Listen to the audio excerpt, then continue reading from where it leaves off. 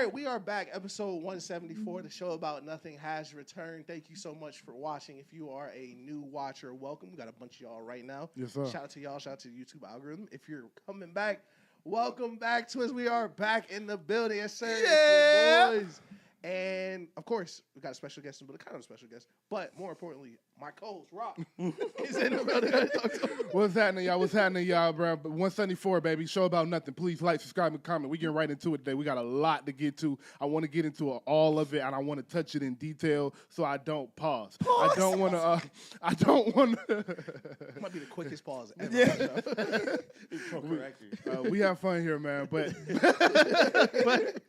yeah, if you see me, I got on shoes today because we got the wide view because we got a third person pause. So we're gonna have to see my shoes today. I was like, I can't go house slippers today. You know what I mean? So my boy Nelson went on the Iversons. I saw him pull up. I said, I didn't know you had Iversons, gang. I said it in my head. I was focused, so I didn't say it to him. But like I said, please like, subscribe, and comment. Last episodes did great. All of them, the shorts, the main episode, it did great. Me and Ish figuring out some stuff. Ish has done a lot of research for us, and we are figuring things out. If you've noticed, the page has been a lot more active with a lot more different types of content, a lot of different types of TikToks. We've been posting more frequently, so please look out for us. If you want to come on the show, and you are in Atlanta and you're not weird. Right. Very important. Please send us your Instagram. And honestly, you probably got to know somebody we know. I'm not just, because we record in my crib, I'm not just going to let no random person in my crib. So actually, never mind. Forget I even said that. Nelson, how you feeling? His voice is saying an open invite to the world. So you know what? Yeah. Never mind. I'm good, bro. I'm amazing. You know, it's hot. It is very hot today. Boy. It is wicked. We got a lot of rain this summer, and we are making up for it these last few weeks. For sure. It hasn't felt like summer for real. It's felt like a really long late spring. Yeah. For most of the summer. Yeah. This August, boy. Bro, I ain't been to, like, no pool parties. I usually go to, like, 10 pool parties this summer. Yeah. It's like, bro, it's been raining every day. Like, you just can't even, don't know what to predict. You can't plan nothing. Yeah. It's still hot, though. Like, even after rain, it's still hot. For real. That's the worst type of hot in Georgia. The after rain, hot humidity. Yes. It's the nastiest. Oh, it's you just feel gross. You sweating. Yeah, bro. It's like, it shouldn't be hot at night. It should never be hot at night. No, for real. The sun gone. Fam. But I'm blessed, man. Very blessed. All in all, man, this has been a fun week, man. I've been really, really happy. I want you guys to know we are watching preseason football because we're about to talk about the AFC West. It's not because we're bad at our jobs. We're about to talk about the AFC West, and Fernando Mendoza's about to play. He's playing horrible, but he's playing against the Texans defense, so it doesn't really count. But after he goes out the game, I promise we'll turn off the TV because we got to get to the schedules anyways. But I just wanted to be transparent with y'all. If y'all see us glancing over, it's because we're doing research. However, been a long week. It's a lot to get to. Stephen A. Smith going to war with the black journalists of the world. Yeah, NABJ, yes sir. we got the preseason going on. You know, we got the rookies playing. We got training camp stats. My favorite thing that's come of the last few years is training camp statistics. Yeah. I know how well Jalen Hurts did in practice, and that shouldn't be a thing. They said Jalen Hurts is 17 of 42. Like, what? Where did you get these numbers from, bro? Like, you know how many different periods there are in practices? So it's like, which passes counted? Which one? Right. Which routes? Like, are these one-on-ones? Like, you getting the one-on-ones in his reps game? Like, bro. Listen, I will say, and, you know, we might even chop this up just because how funny preseason is, but, like, we just need, like, a pub sub tracker. The amount of just... And teams are in on it, too, now, too. Yes, teams bro. are in on it, yes, too. Yes. Like, they chopped up all Jalen subs. They chopped up every single hoagie he threw and put it on the Patriots. Yo, the thing is, Twitter can't ever die, bro. It can't ever. We're too influential on there, bro. No, for so sure. many things come from NBA and NFL Twitter that are immediately put into the NFL's marketing, bro. This sub shit that's been going on the last 2 years, it's been fun. It's a bacon, egg, and cheese across the middle. What is happening with my league? I think the funniest one is when it's like Wednesday at 1 p.m. and I open my phone and the nigga's like, just had Jimmy John's from work, and it's like a Josh Allen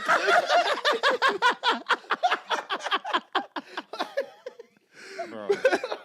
Man, it's been a week, bro. It's been a week. Also, if you see me get up and take pictures, it's because we're doing something else new. So if you see me up taking pictures, it's gonna be real quick. Just pretend it didn't happen, okay? It's real unprofessional, but guess what? We don't got a photographer and we hustling, so get over it. We do, but they too expensive. So subscribe. So That's we know hella photographers. They are all way too expensive. Yeah. I hit Josh for a price and he said something. I was like, yeah, no, bro. I said, oh, you can do it. I was like, you get this every time you go somewhere. But look, that's why I don't like when people give me that price. I don't even be mad. I'm like, oh yeah, this is how you feed yourself, bro. Like, oh, that's fire though. Yeah. Not on me, but that's fire. Right, you feel me? Yeah, you like, feel like me? I'm proud of you. Like, keep doing your thing, gang. Like, yes, sir. But where y'all want to start? Where y'all want to start? We got music to get to. We actually have good topics for music. We have, obviously, we're doing the NFC West, AFC West breakdown this week. We also can start with Marvel and get that out the way. We can start. We're not starting with Stephen A. Smith and A. Block. So those are options. Those are options. Let's do Mahomes. Let's go. Let's go. Wait, hold on. I was about to say something. I would not be mad at Marvel talk. I ain't gonna lie. I just been in my real nerd bag. I will say I could kind of another trailer since the last one. Right? Yeah, we got another trailer. They did D23 and all of that. Yeah, we can talk. We could get our audience is versatile. Nerd out for a little bit. Our audience is versatile. If you guys don't care about Marvel, all right. Let's give y'all the breakdown. We're going Marvel. We're going NFC, AFC West, like we've been doing the past few weeks. Except this week is going to be more schedule based. We'll talk more about the Rams and Mahomes because it's Rams and Mahomes. But after that, we're kind of going to go through everybody's schedule, and we'll have conversation while we're going over the schedule with you guys, what you'll see on the screen. Honestly, somebody may be cut out of that, so just forget about that, too. Still working on all of the editing tricks. You know what I mean? We all good. They cut away from certain people. And one thing about us, we transparent, baby. You're going to know what you get with us. And then obviously, we got to get to the Stephen A. Smith thing, and we have a lot of music to get to. Yeah. We actually might take an intermission to watch the Donnell Jones and Joe version. I'm just playing. But so that's what we're doing. So you can skip.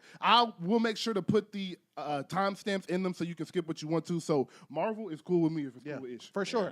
I think first, do we want to hit the X-Men cast or we want to hit Doomsday?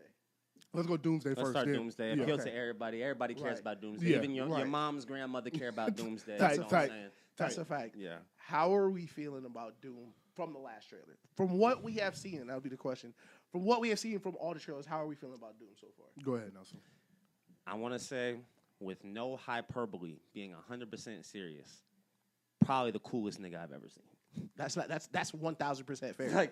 That's absolutely fair. Listen, and this is gonna carry over. What I'm about to say about Doom is also gonna carry over into when we talk about X-Men as well. Mm-hmm. Like what Marvel is doing right now, I think is just the cool. Like the goal right now is just to aura farm as hard as possible, and I think it's perfect. Like like Dr. Doom could just like stand menacingly in like different positions in different locations all over Earth 616 whatever, and like I'll be satisfied for 2 hours. No, him walking up to like the portrait rug. I noticed an official word for it. I'm not using it right now because of pride. But him just walking up like all melancholy, just like touching the portrait, like you can just see like he's about to like kill. I'm terrified. He's about to kill all of them, bro. Yeah, I'm absolutely terrified. I love how Robert Downey's doing the voice. We got to hear a little bit more of the voice. Facts. Terrifying. Yeah. I'm terrified. He's speaking in third person. Yeah. Right, man. That was so hard. That was so hard. I came out of that first trailer because everybody after the first trailer was like, man, this is weak. Yeah. We don't know nothing. And I was like, hey, guys, Marvel may drop the worst movie ever.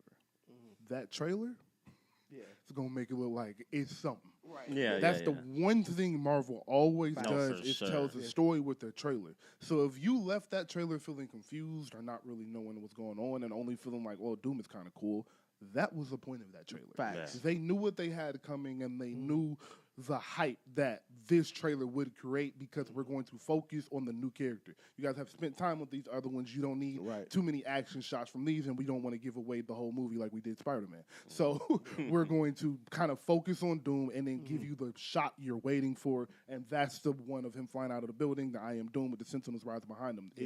The way you went from I don't know to the stakes are high that fast is just that's why the Russo brothers are who they are in the comic book world, because they tell stories without you giving much, and it's so impressive because truly I think we've seen 3 scenes from this movie. Maybe no, 10 literally. minutes. Maybe 10 minutes. Like, Literally, the first bro. 10 minutes, probably. The only thing I think is from the last scene is the last shot. Is him flying out of the window. I do think that's the last battle on the whatever battle world it is, but I think that's the probably the very beginning of it, and that's kind of it. Right. Because remember, this is an Avengers movie.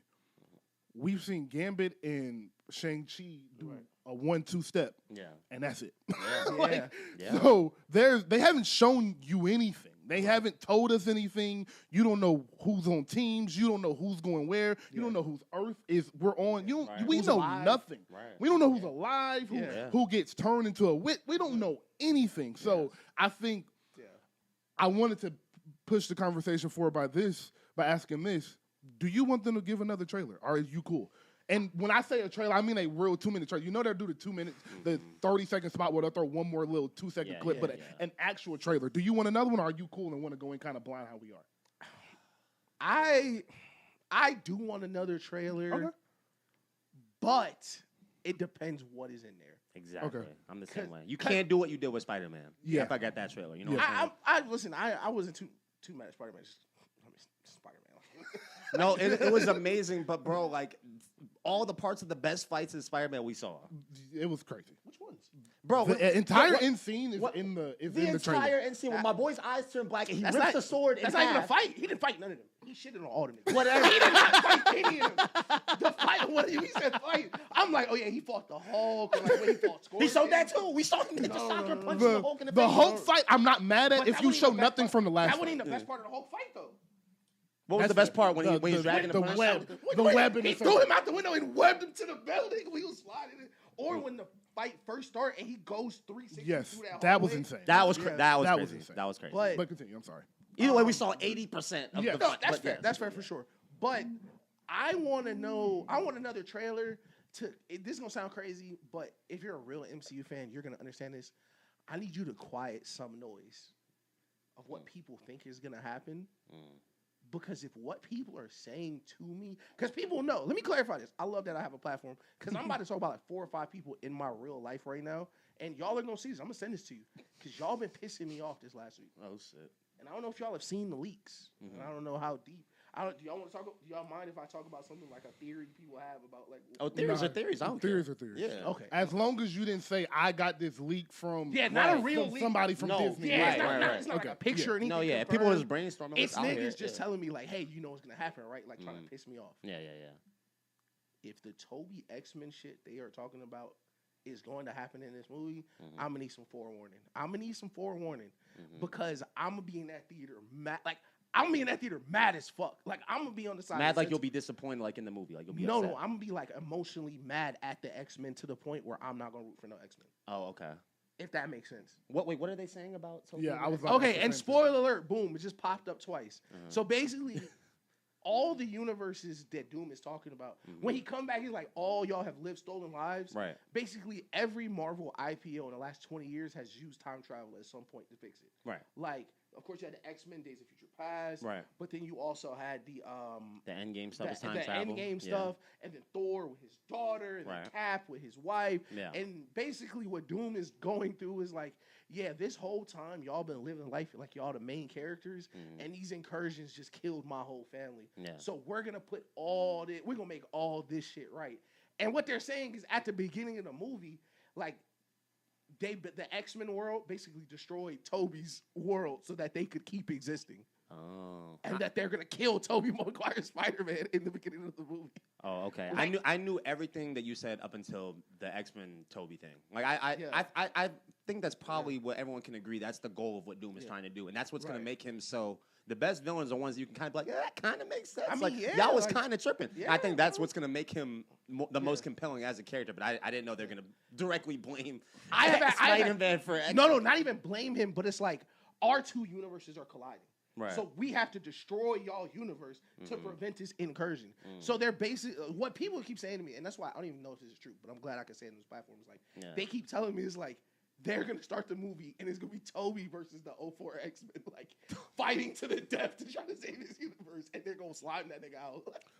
I have seen the beginning of the movie going with Toby. I haven't seen the X-Men aspect of it. Yeah. But that leads into exactly what my theory was going to be, Right. which was, like I said, they did such a good job of giving you just enough to Right. kind of put together why this is going to make sense. Because, excuse me, something I didn't want to happen was we watched this movie and be like, okay, that was cool, but why did any of that really matter? Or why Right. did that really make any Or sense? why in did it? that have to happen? Yeah, exactly. I didn't want to feel that way because one thing maybe we can get to in a second is I think people have really overblown how they built the Infinity Saga. I think people are It's the so most over dramatic yeah. about Yes, how for they sure. built that story, and it was really 4 movies that did it in a 5-year span. But so I don't think the whole, hey, we don't know anything, or we don't know any of these characters means that much. I also want people to look at this as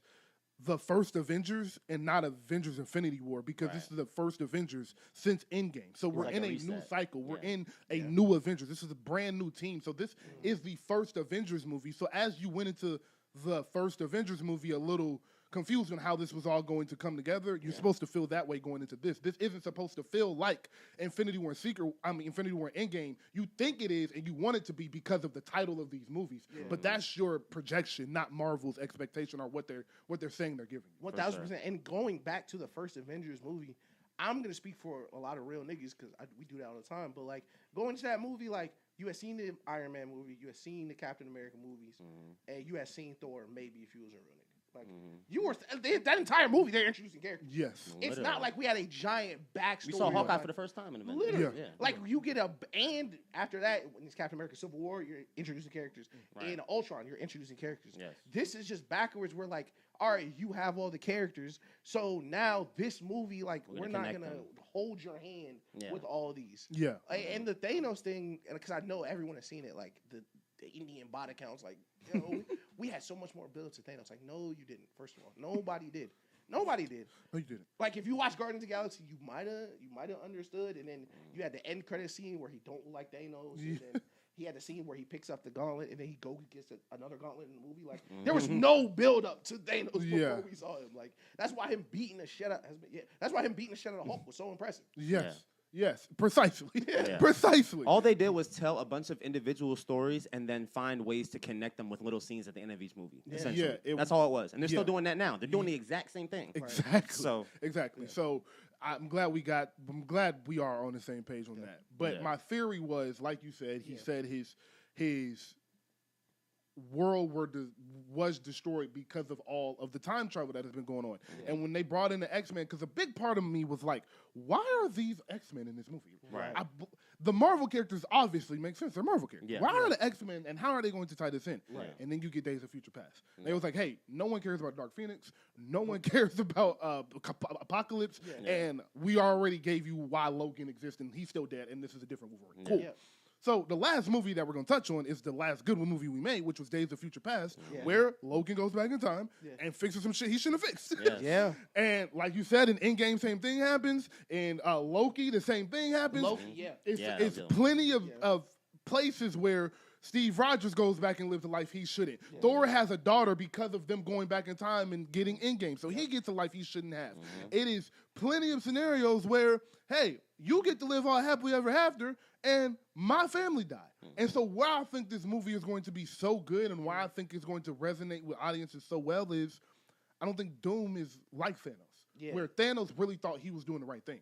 Thanos was like, no, I'm helping you guys. You just don't see it yet. My favorite line of those two movies was when he was sitting on the rock and he was like, I realized a universe that is half destroyed will never know what they have. They'll only be able to remember what they forgot. Yeah, exactly. So I have to Like, wipe you the kill all slate y'all clean. niggas. Nah, that shit was so cool. Yeah. So he really thought he was trying to help a universe. Right. Yeah. Doom is just mad. Yeah. Doom just want to kill y'all. And I think that's going to make this movie feel so scary. It's not, I'm trying to do the right thing. Right. Thanos was strong as hell. Thanos could have killed everybody. He had mercy on them. For sure. The beauty in that story is that that was the subtext. Is he has mercy on y'all because he really feels for y'all and he understands why you feel the way he feels because he watched his planet get destroyed too. Right. With Doom, it's y'all fucked my shit up. Yeah. So I'm coming to fuck your shit up. Yeah. And I love that. I love that.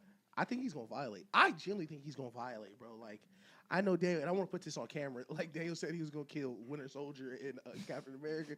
No, sir. It's gonna be more than that. It's gonna.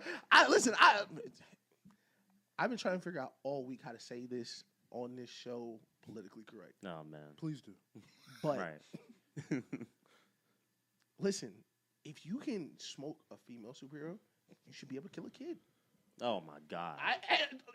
The logic is sound. We talking about the Fantastic Four, baby? Well, listen, he can't kill him, but Steve Rogers' son, he's cooked. Oh, So you're I crazy. want you to know I was going there too. Okay. I was going there too. You know how hard it is to say that outside normal. I was going there. I'm here too. for that. I don't know how, Yeah. and I don't know if they can because it's Disney. Yeah. But I think one of them kids is Gone, bro. Gone. Gone. Gone. They did it to and my thing why I think they might not even do it is because they didn't even let Wanda kids go in that way. So Right. so they let them stay around. So I don't know if Disney will allow it, but if they want to set the tone, boy. That's If they want to set the tone. You want to talk about scary? In hindsight, for me, and this is why something you said earlier, gave me this idea. Everyone's complaining about the first trailer because we don't know what Reed is talking about. Right. If Reed is looking at Doctor Doom like, why did you just smoke his son? Yes. That trailer looked way different. Yes. For sure. Yes. That's like if they kid just disappeared Yes. Yeah.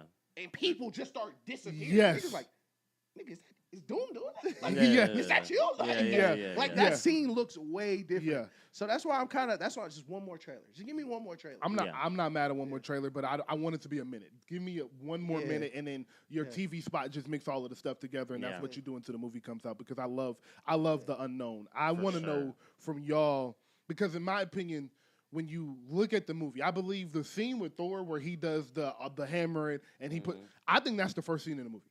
If it's not what you're talking about, I believe after the title credits, if they show you what they want to show you, that's the first scene in the movie to set the tone. I'm different, and I think he has mercy on him and sends him back to where. I think he pulls up on him, and I think that's why it looks so deserted. It's because he wipes everything while he pulls up, and Thor's on Earth. He pulls up on Earth, warns him, and he essentially goes around and kind of warns the big hero to set the tone from everybody else. I think that's why Cyclops was acting like he was acting was because he came in and either just took because I learned from X-Men 97, Jean Grey, Cyclops have a kid. That is Cable. Yes. That's their kid.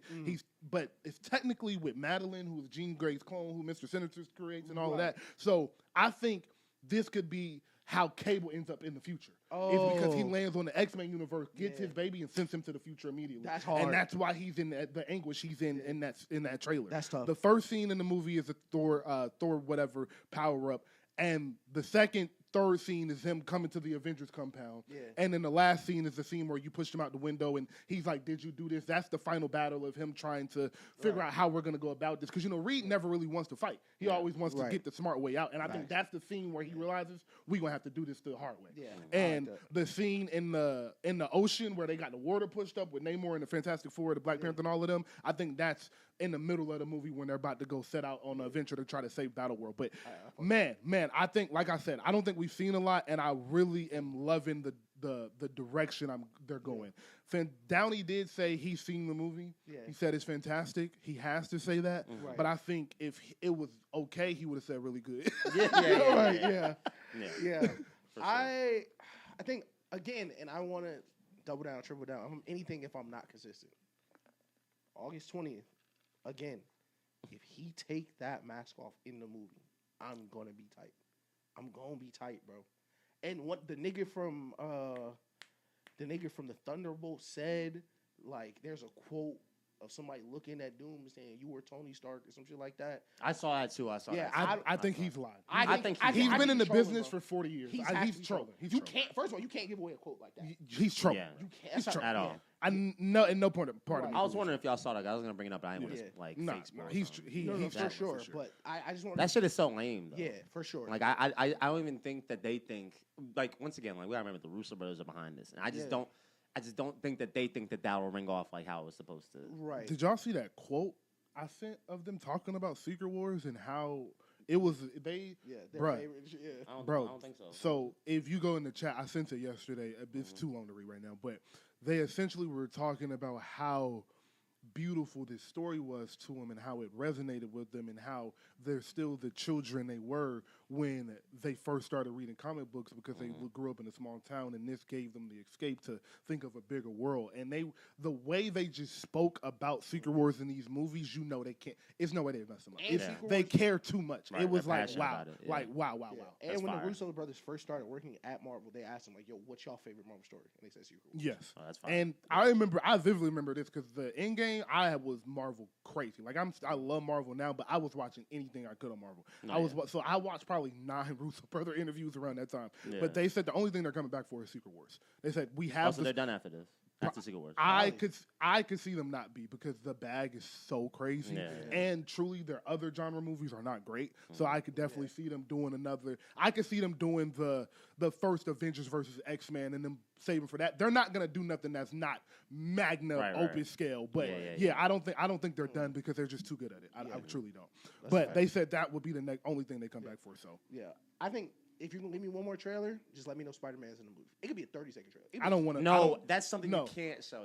Don't show Spider-Man, but you can show Wolverine. Because Wolverine just came on a D23 and asked to be in a movie with Ryan Reynolds. You can show Wolverine and Deadpool showing up. Don't show Spider-Man. You cannot show. Don't show Spider-Man. You need something to make the people stand up in the theater. And that's know what else that they is. haven't shown? This is Everyone's leaving that movie sad. Nobody's standing up in that theater. You know who else they haven't shown that I'm excited for? Nightcrawler. They still haven't shown Nightcrawler, and that was a confirmed. That was an early confirmation. Okay, that's going to be crazy. Nightcrawler's. So my last question. And Doctor Strange. Yes, my last. Okay, actually, I have 2 questions. So I'll save the last question I was about to ask.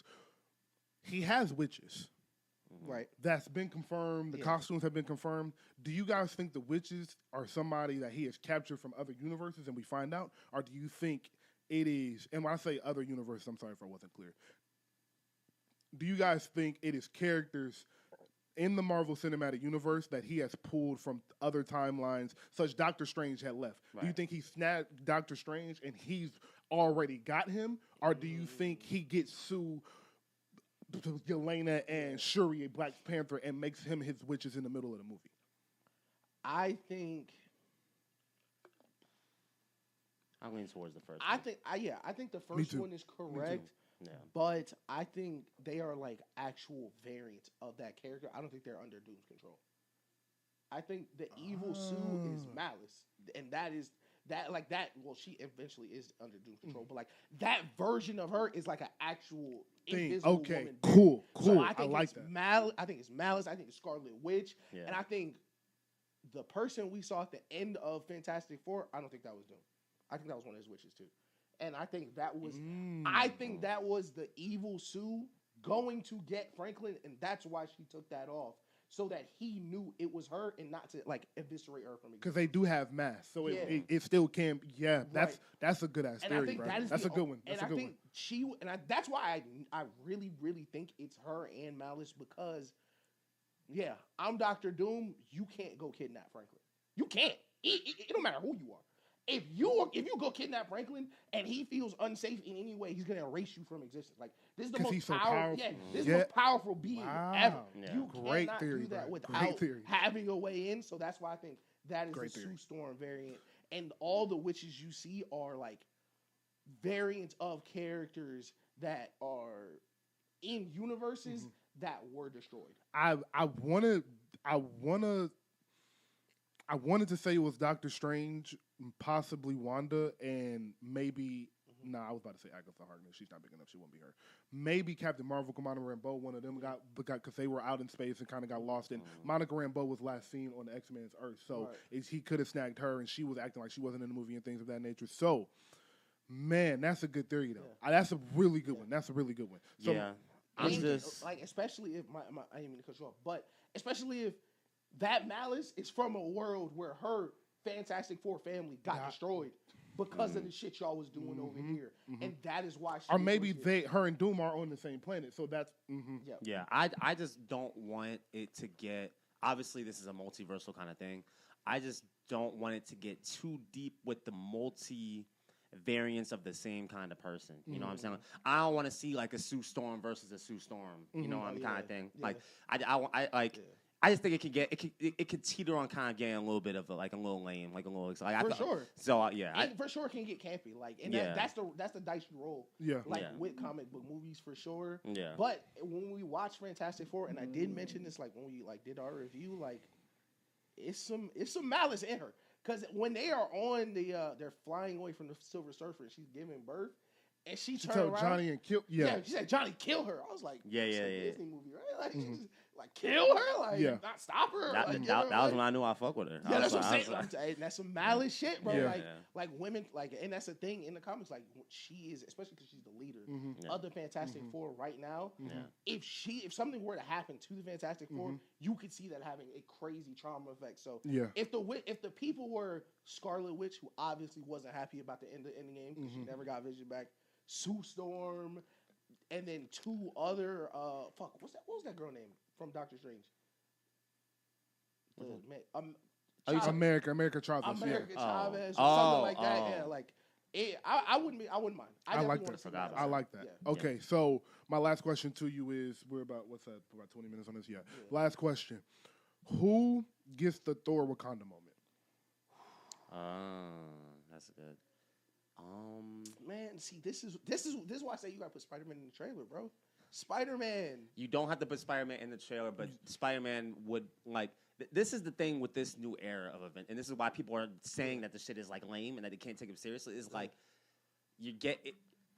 Like we like all these characters, it's good actors, it's good storytelling, but it's like, who is that guy? Really, it's really Spider-Man, and then it's like the next closest is like Thor, and Thor is like how much longer are we gonna have? You know what I'm saying? Which is why I think Doom has to smoke him eventually, but.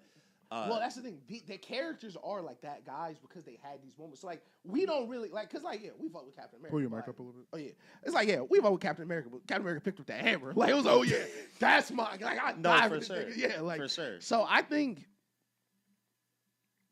the Silver Surfer from Fantastic That was one of my sleepers picks of being in the movie. Yeah, that would be a good one to have one of those moments. I also think she could be a witch. That would be hard. That's tough. Sleeper. I thought we were talking about like just the good guys, but I was. Okay. But no, I'm saying I think she'll be a good guy like in that fight, like against him. But also sleeper pick Ghost Rider. Ghost Rider pulling up would be crazy. Ghost Rider pulling up would move me. That's not a bad pick because I could see him being in this movie, but I would think it would be more likely Secret Wars. But my opinion is either Spider-Man, Wolverine, or Deadpool, or Wolverine and Deadpool together. I think it's one of those three. Yeah. Because you want to give that moment to somebody the audience is going to really resonate with. That's what I'm saying. There's only but so many metas. So, Spider-Man and Wolverine are the metas. I think it's going to be one of those three. And don't get me wrong, this movie is going to have amazing action. But that scene that you go back and watch, and that's like you see the Thor and Wakanda clip on Twitter every other week when you get it, when Marvel movies start to come out. So I'm talking about that one scene. I think it's one of them. I have my answer. And this may not happen, but I want to live in a universe where this happens. I hope it's Hulk, and I hope he dies. Hulk's another one you can kill for sure. I hope it's Hulk at the end. Basically, at the end of Secret Wars, whatever him and Banner going through, Banner like realizes it's so dangerous, and he turns everything over to Hulk, and Hulk just like tweaks out to the point where Doctor Doom has to do some magic shit and just leave him.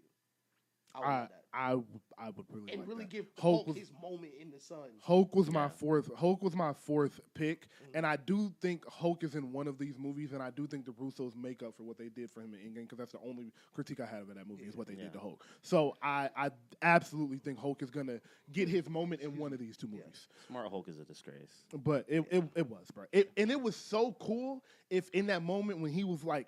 It was like, it's the gamma radiation. It's kind of like I was made for this. If he snapped the thing and, like, when the fight start, he just rip out his shit and go crazy. Like, if we got a redeeming moment, if that happens, that movie is everything it's supposed to be. But that turning into that, it was like, bro, come on. You got after Hulk getting your ass broken in broken, Infinity War. Bro, like his arm is broken in the left. Yeah, come on. It was back to back. Just come on, just BS. But last, before we get off of it, X-Men cast, how y'all feel about it? I think they smoked it. I think they smoked it. I have no. I think they smoked it. I gotta see Nightcrawlers, but everything we've seen so far with Indy and I forget shorty name who's gonna play Emma Frost. I've loved Samara Weaving. Yeah, Samara Weaving. Yeah. Listen, I'm here. Listen, that's the thing. Marvel don't miss with no milk. Listen, this the show. Listen, I'm called spade a spade. We could. They really don't miss that much in general. And castings, they don't. Their casting Bro, is like 10 out of 10. It's really good. I remember, I think it was during COVID, maybe a couple years after COVID. I was watching Hawkeye. I was like, bro, they just don't miss. They just don't miss. It's no mid milk in Marvel. It's no mid in Marvel, bro. I was like, Jeremy Renner was a good. Oh, okay, never mind. Sick. No, like even Hawkeye white fine. All right, let's go. I do love Shawty. Shout out to Velma. Yeah, that's Velma. Like, that's Hey, Gwyneth Paltrow. Paltrow, bro. Freak bra. That's a freak bra right there. God, boy. Scarlett Johansson was like Black Widow. Like, and now it's Florence Pugh. Hey, That's what I'm saying. No, I'm saying like that's Zendaya. Captain Marvel. Brie Larson. Brie Larson is fine. She's Brie solid. Larson is fine. She's solid. As a nigga who loves Scott Pilgrim versus the World, Brie Larson is that. Brie Larson fine if you see her in Old Navy. If you see Brie Larson in the middle of Atlanta on the Beltline, she's just a Let me white clarify. lady. Let me clarify. Captain Marvel is not fine. Brie Larson is fine though. Monica Rambeau is fine. That's a bro. fine. Oh Yeah. my Scarlet god. Witch. Yeah. My God. Nah, Oh yeah. Not like Elizabeth Olsen. I love Elizabeth. Elizabeth Olsen. Olsen. I think That's she's my good. baby. Yeah. That's my baby. I want to be her friend. I don't even care about her being fine. I just Yeah. want to love I got her. a hit. Me, Aubrey Plaza, and her and Taylor would be great. People, we'd be a great circle to hang out with. I'm not gonna cap. But I think the I'm only gonna one move that's on. not like super elite is Agatha. And Agatha, I mean, Yeah, but I'd be like, you're aside. Like, I mean, honestly, still, hey man. no, not. Hey, man, we roll the dice. Hey.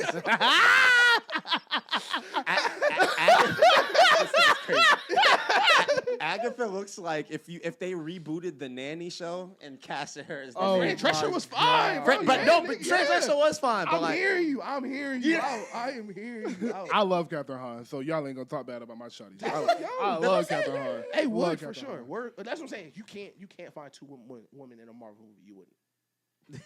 Okay, all right. Let's go. so, but No, I like no. Even Nick Fury, shorty. What was the name of the?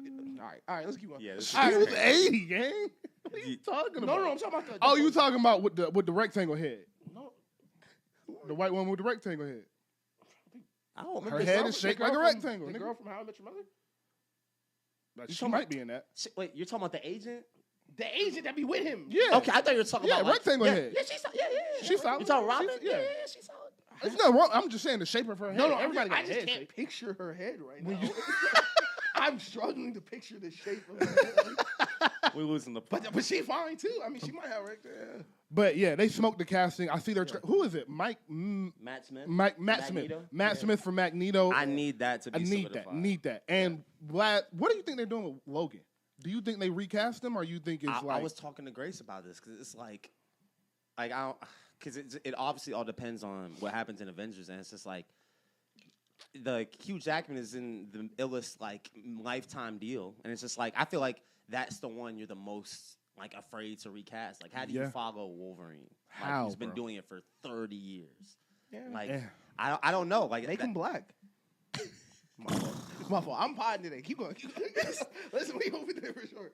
Like Black Wolverine would go crazy though. But they might do something similar to like what they did with First Class. Like we didn't get a new Wolverine in First Class either. You know? Yeah. So we kind of just got everyone else. I could see either him being Old Man Logan in like the second X-Men movie and eventually just moving on, or I could see them waiting 10 years to recast him because he's too powerful, bro. Oh, y'all crazy. I Y'all think- crazy. He's Y'all too powerful. There will be a new Logan by the time Secret War is over. I think Absolutely not. I think it's- That I can guarantee. I'll put every dollar I've ever made Listen, from now until if then. Disney think they are going to drop more than one X-Men movie without Wolverine, they in for a rude awakening. No, I said that's what I'm saying. I don't Yeah. think. I think if they are going to recast him, it is not in the first X-Men movie. That's all I'm saying. Yeah, that's the 2028 one that Oh, they yeah, announced. nah. Yeah. There's not a Wolverine in that movie. Yeah. There's no way. I don't Because know. they just brought him back for Deadpool and Wolverine, and we know we're gonna get him again in Avengers. So it's Yeah. like, how quickly do you follow the Hugh Jackman and just throw another Logan? Bro, I feel like you got to though. Like that's Wolverine though. I hear you. Like in this- the 2030 movie or whatever, like 2031. Yeah, That's but it's it's like a 2034, yeah. and it's gonna be Henry Cavill or somebody like that. Okay, but let me ask you this: if they were rebooting the Avengers, are they waiting 3 movies or a movie to cast Iron Man? Do you think they give Yes. it a movie? They would Yes. they would just wait longer to bring the movie out. Like you can't just. They're not. They're making an Avengers movie now without Iron Man, gang. No, they are not. He Yes, could be they in are. it.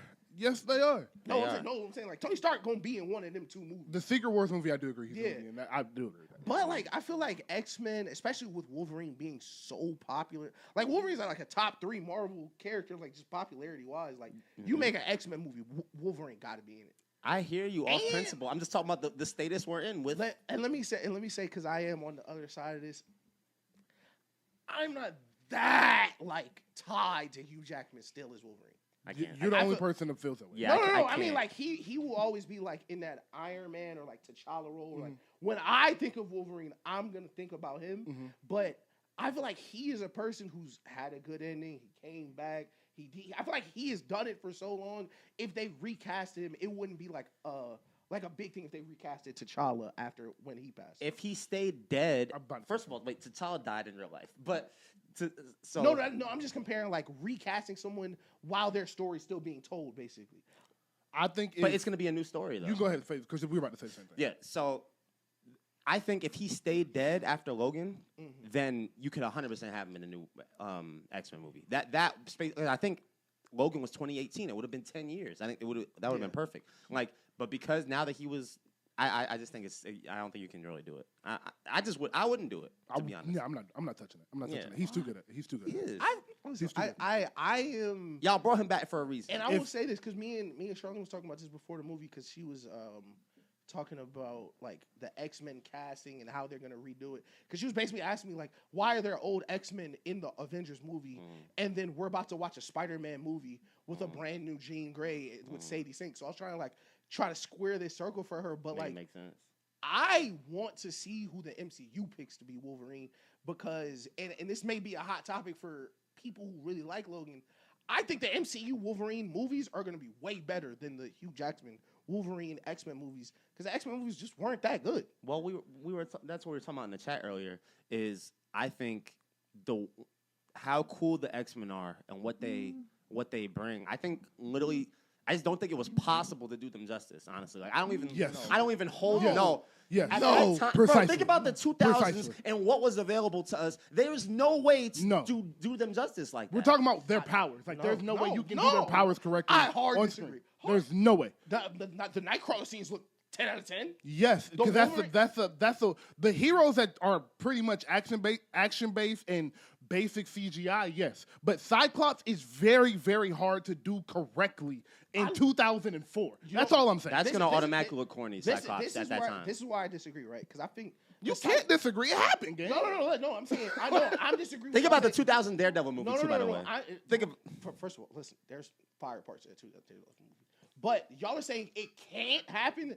That is where I disagree because think about how amazing all those performances of those characters are. Like the Cyclops is an amazing performance. Logan, of course, all time. Storm, all time. Both Professor X. Wait, both Magneto. I think I think in 2004, their powers couldn't be done justice. So you're correct in saying that their movies are going to be better. Oh yeah, but see that's what I'm talking about. I'm saying. Even if the powers looked exactly 2004 as they did, even the Tobey Maguire movies, it's some stuff in there like 2004. Even if we keep technology exactly 2004, those are not good movies. Like that's not true. No, that's not true. I don't think X2 is good. X2 is phenomenal. X2 is one of the best superhero movies ever. It'll be in the top 20 or top 15. X2 is great. The X-Men, well, 100%. Anything we'll just stick in the 2000s. X-Men Days, what was it? First Class? That movie is Which is the movie where Storm says, what happens to a frog when it gets hit by lightning? And then she goes, the same thing as everyone else. Like that. Those are the problems I have with those movies. No, that's Last Stand. I said First Class. I'm sorry, everybody. Last Stand. That movie is bad. That is not a good movie. It has good parts, but it is a bad movie. Last Stand? Yes. Yeah, that was the first X-Men, which is in like 99 or 2000, and X2 are the first 2 X-Men. Both of those movies are great movies. I think those are good movies, especially for their time, but the X-Men lore and just story. I'm just saying lore, stories, characters that they either did not used incorrectly, or used in a stupid way. Like I just know that like the MCU would not do that. Like even if we say, and we're agreeing with that. That's true. I agree. Yes. No, that's what I'm saying. I need a new Wolverine because I need him to fight Deadpool, and he don't look like that in X-Men Origins Wolverine. Oh, that was That's what we need these characters love that to be movie, recasted. X-Men Origins. Love that movie. Really? That movie's. I've loved that movie with all of my heart.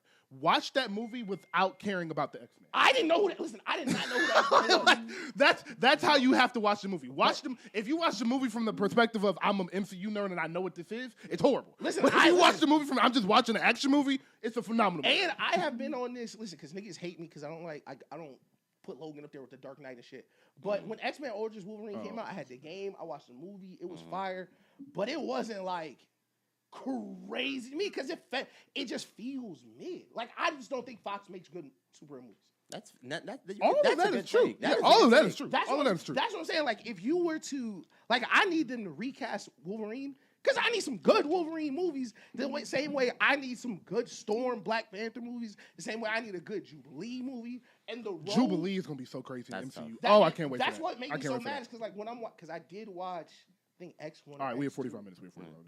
Because I did watch X1 the other day, and this would maybe bring up that rant. Great movie. Is when he's going through the list of all this fucking mutants, and that's the only time you see him. It's like, what the fuck? What do you like? Yeah. Like, what? Right. No, that's true. I get what you're saying. Yeah, and I understand. I can't stamp X-Men Origins Wolverine because it's part of a trilogy, and both movies after it are better. I think The Wolverine is a great movie, and I think Logan is a phenomenal movie. But X-Men Origins, I mean, I just. Yeah. You know, I never really put that together. Yes. Never in my life. Wolverine has like his own trilogy. Yeah. Never in my life have I put together that's a Logan trilogy. It definitely is.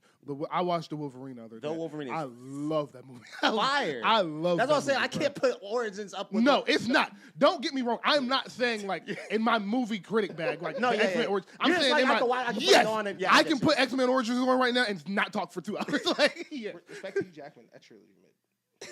The Wolverine and Logan. Good. The Wolverine is good. Logan is amazing. But we're not gonna have this conversation today. Yeah. That's a Patreon conversation. Yeah, absolutely. We could do 3 hours on that. Yeah. All right, y'all. So if you're just now joining us, because we did 45 minutes, you had to skip ahead. Yeah. What's up? Yeah, if you use the chapters, appreciate y'all. Like that's what I'm for. Like I know everybody not gonna like everything. Yeah. But if you did watch the Marvel and you're leaving, subscribe. Actually, comment below if you think Logan is good. Comment below if you want that Patreon. You're about to get slammed. They're all gonna think it's good. No, They're all gonna think it's good. I'm gonna transition while we do this because we're so good at this. I'm here for the hate comments. So I want you to know whoever commented about Josh Allen EPA yesterday, y'all niggas so funny, bro. Like this guy, like I genuinely believe, like I really want y'all to like understand this, especially for our newer audience. Like I want y'all to disagree with me because I respect everyone's opinion. I just find it hilarious. Like he commented 3 times, and the third one was about Josh Allen's EPA. Fam, I looked at them. I said, "We're getting YouTube hate comments." I said, "We're fucking made it. We have arrived. We have arrived." Yo, I'm telling you, comment like we love That's y'all. funny. We're gonna shout y'all comments out because they're all hilarious. That nigga was like, "Bro, spent 3 minutes, no commentary. Nothing's made sense in 3 minutes." Hey, I love that, actually. I really do. That shit made me feel great, gang. Yeah. Bro, like it's all a conversation, man. But of course, the man's game is back. This is training camp. We do have Nelson here because we are here to talk football. We're gonna start with AFC West, 3-time champion, played in 5 of the last 7 Super Bowls, the Kansas City Chiefs. Do you want to do schedule first or Mahomes first? Let's go Mahomes. Let's go with Mahomes. Yeah. My question to y'all is, what is y'all worry level with Mahomes this year? Worry level as in like him being Mahomes. Do you? I shouldn't say level. Yeah. Are you worried at all that Patrick Mahomes get back? Am I saying that? Gets back to the level that we are accustomed to. Oh, okay, I see what you mean. In terms of his ability, I absolutely have no real concerns. Right. I think Pat is still Pat. I think he can still put the ball anywhere on the field. I think he still has. Quarterback is the most cognitive position, and I think I have no doubt in his mental ability to make reads, like read defenses, anything. Like I think all of that shit is like this. I have no concerns about that. Yeah. Any concerns I have are about the Chiefs and not about Mahomes. Yeah. Okay. Sure. Cool. I am Mahomes, and we're gonna go through the schedule. We'll talk about like the season. I think Mahomes is gonna have like. I'm negative 5% worried about Mahomes. Okay. Yeah. Physically, mentally, back, all that stuff. Okay, so I'm glad we're all on the same page, guys. I want to take this moment to make sure everybody realizes what we're watching, because a lot of the times we don't realize that the greatest athletes are the greatest athletes until they're in year like 11, 12, 13. Like, Braun didn't really start getting until like 2018, 2019 Lakers stint. Brady, same thing. It took a while for them to give credit, whether that's haters, whether that's nostalgia, whether that's just not understanding what we're watching. I need y'all to understand we're watching one of the 15 greatest athletes of all time. I'm not talking about football. I'm talking about sports. In general, everything you've ever watched play with the ball, foot or leg. Yeah.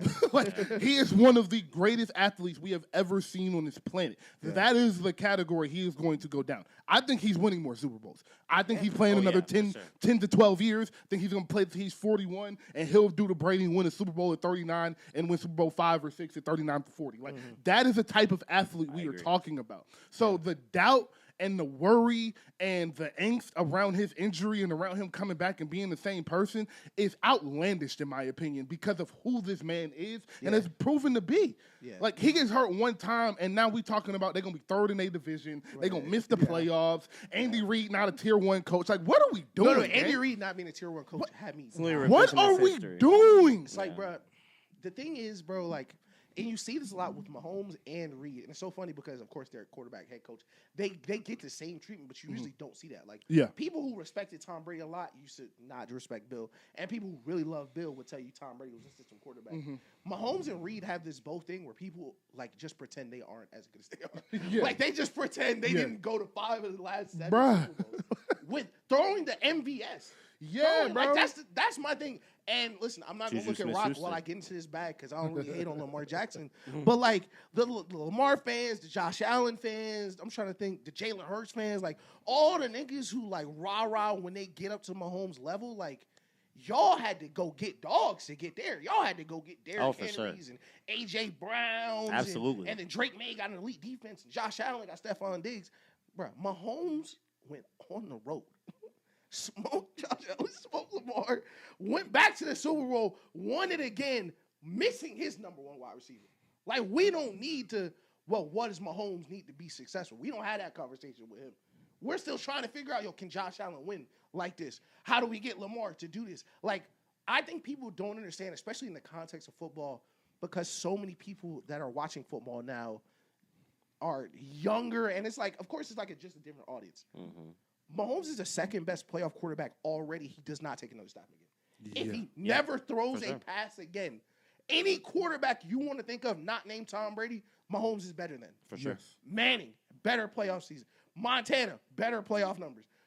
Steve Young, literally anybody you want to put him in that conversation with, Mahomes passed him in his first 6 years. Don't even mention Rodgers. Like, I want you guys to understand, bro. I want you guys to understand this isn't hyperbole.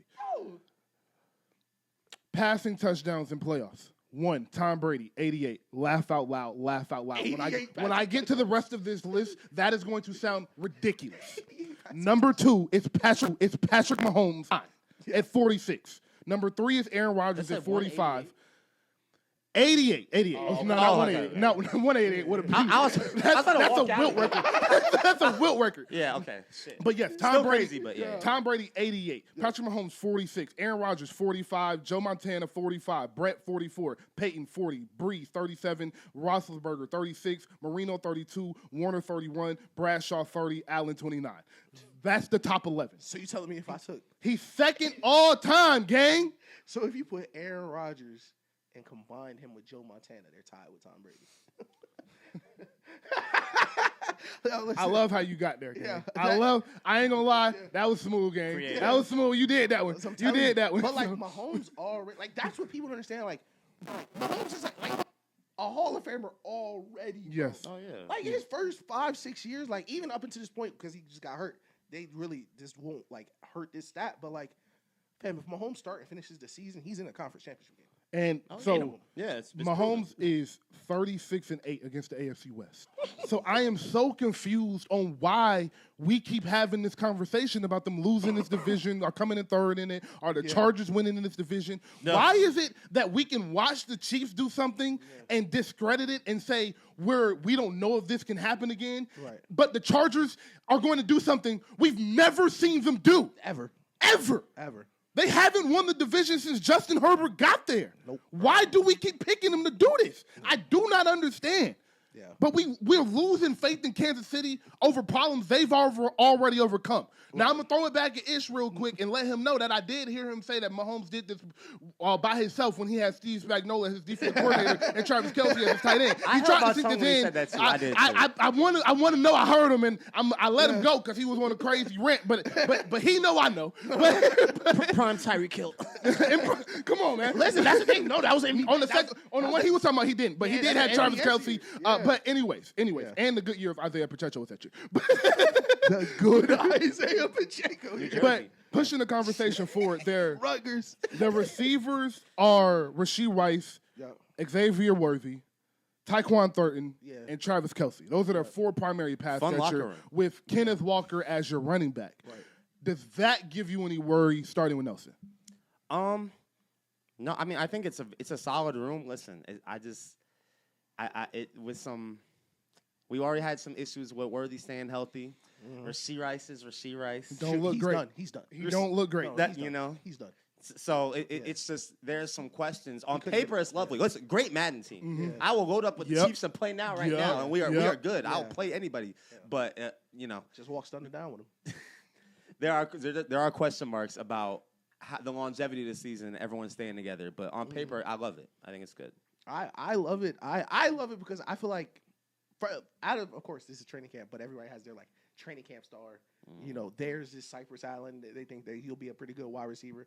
But with Mahomes and Kenneth Walker, I am not as worried about the receiving core as I used to be because they won't be passing as much as they used to be when the drops were a problem. Yeah. Back when the running game was RPOs and Patrick Mahomes throwing the ball, you needed so many wide receivers to catch the ball, but I really think they're going to be running the ball, Kenneth Walker, a lot. I agree, especially early in the season. Especially early in the season. Mahomes was a leading rusher last year. Right. It's literally your entire offense is going to change just by having a dynamic back. So. That's insane, bro. That's insane. So let's jump into the schedule. Yes, sir. Week 1, we have the Broncos, Monday Night Football. How are we feeling, guys? Are they starting the season with the L going to Denver, or do the Chiefs pull it out and does Patrick Mahomes make a statement? You want me to go first? Yeah, you go first.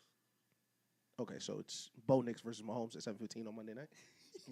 Okay, yeah, I'm gonna go Mahomes.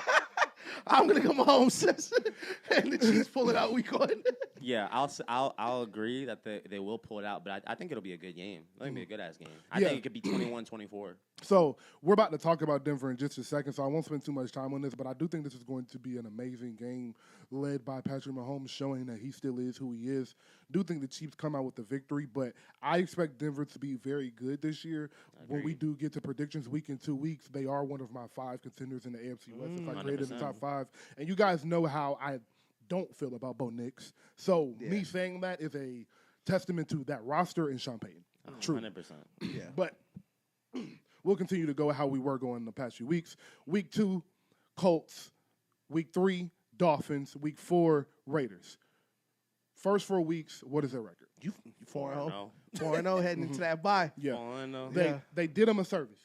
I'm not going to lie. They did Baltimore service and they did Kansas City a service, giving Minter some time to get ready with a soft cupcake schedule and giving Mahomes need some time to really get he ain't gonna have to run against the Dolphins. Right. He ain't gonna have to run against the Colts, so that he gets some time to get comfortable. And athletes always talk about the kind of the somewhat imposter syndrome they feel when they get back on the field, and little things like a step can just make him flinch and stuff like that. I think that'll be out of his system by week 4 or 5. For sure. Yeah. So week 5 they have a bye, which is a really early bye. You don't love that. Yeah. But week 6 we have the Chargers. Week 7 Sunday Night Football, one of the games of the year against Seattle. Week 8 against the Broncos, and that's November 1st. And then 4th game, week 9 against the Jets. Yeah. 8 games. What is their record in this next 4 streak? 6-2. 6-2. Yeah, I got you 7-1, man. I think Seattle puts it to them, but I think those other 3 teams, I think they fry. So I'm gonna go with Nelson in 6-2. I believe they lose 2 of the 3. 2 of the 3 between Chargers, Seattle, and Denver. I don't think they lose all 3, but they lose 2 of those 3 games. Listen, I love the rant you went on about the Chargers and Justin Herbert. There's no one that likes to slander more than Justin Herbert and Jordan Love. And I just hate the faith that people put in the Chargers. I think they'll smoke the Chargers. I think they lose to Seattle, and I just think they split with Denver. Even if if I'm wrong about the week one, They and they win that. lose, and then they'll win that one. But Same. I think Denver is too good for them to sweep them. Is Bo Nix playing quarterback? Yeah. And they've won with Bo Nix playing quarterback and Sean Payton coaching. So. No, I mean, have we seen his ankle? Did we see his ankle after surgery though? Like, I have seen no bad reports from practice. no, I'm saying, have you seen the picture though? No. Are you serious? No, I have not seen the picture. But I'm not worried about Bo Nix and his ankle. Like Patrick Mahomes tore his ACL game. No. I genuinely, and I love that we're recording right now. I feel like if I send you the picture of what his ankle looked like post surgery, you might change your pick. Was it right after? No. Like, It's like when it's healed, like how it looks now healed. Yeah, send it to me. But I don't think it's gonna bother me. I feel like we're just in the age of modern sports science, Yeah, like the best it's ever been. Like Kevin Durant is. It could look crazy, but Yeah, I'm not really worried about his. Injury. if he shouldn't play again, they wouldn't have him play again. Without a doubt, I think they split. They have to split with They Denver. have to They're split just with too Denver. good. Denver is good, bro. Denver's really good, bro. Denver's really That good. Jalen Waddle addition is Like that. scary. Come on, bro. That's scary, bro. Yeah. So next 4 games: Falcons, Cardinals, Bills on that's Christmas, right? I mean Thanksgiving. Yeah, it's Christmas, Thanksgiving night with the Bills. Golly, that's crazy. That is So insane. Falcons, That's gonna be Cardinals, Bills, Rams. Woo, Bills, Rams, and Bengals, and Patriots, and 49ers, and Chargers back to back. God damn. Yeah, you said it did him a favor. That favor ran out. That favor fire. ran out after Yeah. Thanksgiving. Good Lord. Holy. All right, I'm going to say that again so Right. y'all know what teams we are. Falcons, Cardinals, Bills, Rams. What's the record after the next 4 games? I think I have them 10-2 right now, if I'm doing my math right. I think they lose to the Falcons and the Rams. The Falcons or the Rams. But I don't. Jets, Cardinals, not an NFL team. I think by week 12, the Bills won't be a good team. So I think if they lose any of those games, it'll be Rams, Falcons. Okay. Yeah. I'm wondering how long the streak of the Bills always winning the regular season matchup and always losing the playoff matchup runs out. Like I agree. I'm wondering if this is like the time they finally get the Bills or not, or like if they just do it again. So I'm really iffy on that game. I think they beat the Falcons, the Cards. We don't even have to discuss. I'll say they lose to the Rams. I'm just really high on the Rams. The Rams are not fair. Me too. It's just like they should be banned. And away games on Thursday Night Football, I'm usually going to choose a home game. I'm Yeah. usually going to choose a home game on Thursday night with 2 good teams. Yeah. So I'm at the same point. I had them at 6-2 here. I believe I'm going to go. That's 4 games, 2 wins. Yeah, I got 8-4 at this point. I think they lose to. I think they lose to the Bills and they lose to the Rams. I can also see them losing to the Falcons because that game is on the road and Atlanta's crowd against good quarterbacks is really good. And I do think Penix will be an NFL quarterback. I do think Penix can play football. So just the ability to run the ball. I'm not sure about Kansas City's defense. That's the point I wanted to hit. Yeah, for sure. They have a lot of young talent and they have Spags. So it's no telling what he can come up with. But I am not going to lie. The young talent still has to go accomplish that game plan. Sure. And that was the beauty what the Chiefs had over the past 4 years or past 7 years is they've had so much veteran leadership on that defense from Nick Bolton to Chris Jones, Trent McDuffie, what's my boy 35 Dean. Yeah. They've had so much leadership. Eric Reed was over there at one point. So it was just leadership galore, veterans galore that can execute a game plan, understand football at a high level, have seen a lot of football. They played a lot of playoff games together, so they knew each other. Yeah. How does the large turnover of that defense, how does that affect them? And is that defense top 10 this year or top 22, top 25? Because that changes the Chiefs' record a lot for me if that defense doesn't come together. But my trust in Spags leads me to believe it's at very least top 15. Right. So, yeah, I'm going to say 9-3, 8-4 at this point. Okay. Yeah, I agree. Last 5 games, really 4 because the Raiders aren't an NFL team either. But won't be no starters playing that game. Bengals December 13th. Even if they need a playoff spot, they won't play the starters. Bengals December 13th. Patriots December 21st, week 15. 49ers week 16. Chargers week 17. And like we said, close with the Raiders. What does their record close with and who do they beat or lose to over this stretch? I got them 14-2, man. I think 14-3. Yeah, 14-3. I think they're going to lose to the Pats on the 21st. But I agree. I think by December 27th, the 49ers won't have 53 people that could be on a football field. They won't have 22 people. Just mathematically, like they said, it's not enough niggas for them to practice. Substation football. No, Rock. They don't have enough to practice right now. They have a practice squad. They have niggas they pay in case people get hurt.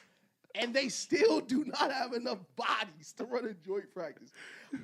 And aside from, you said something about the substation? Yeah, of course. I for sure believe in the substation, but also like, Mike Evans is like 35, right? Like Mike Evans, I love Mike Evans. Chris McCaffrey's like pretty old. Like he's 90 and running back. Yo, like oh yeah, no, he has years on. Bro, like they have like one of the oldest rosters in the league. Like listen, I was early out on Brock Purdy. Oh, I love 49ers slander. Yeah. I'll never forgive Kevin Petula for us having to lose to them in the playoffs because I love making fun of them, and it really hurts my soul that war criminal did that to us. So I have them beating the Bengals, losing to the Patriots, losing to the 49ers, beating the Chargers, and beating the Raiders. So that's about, what's that? I said they lose to the Patriots and the 49ers. So that's, I have them finishing about 12-5.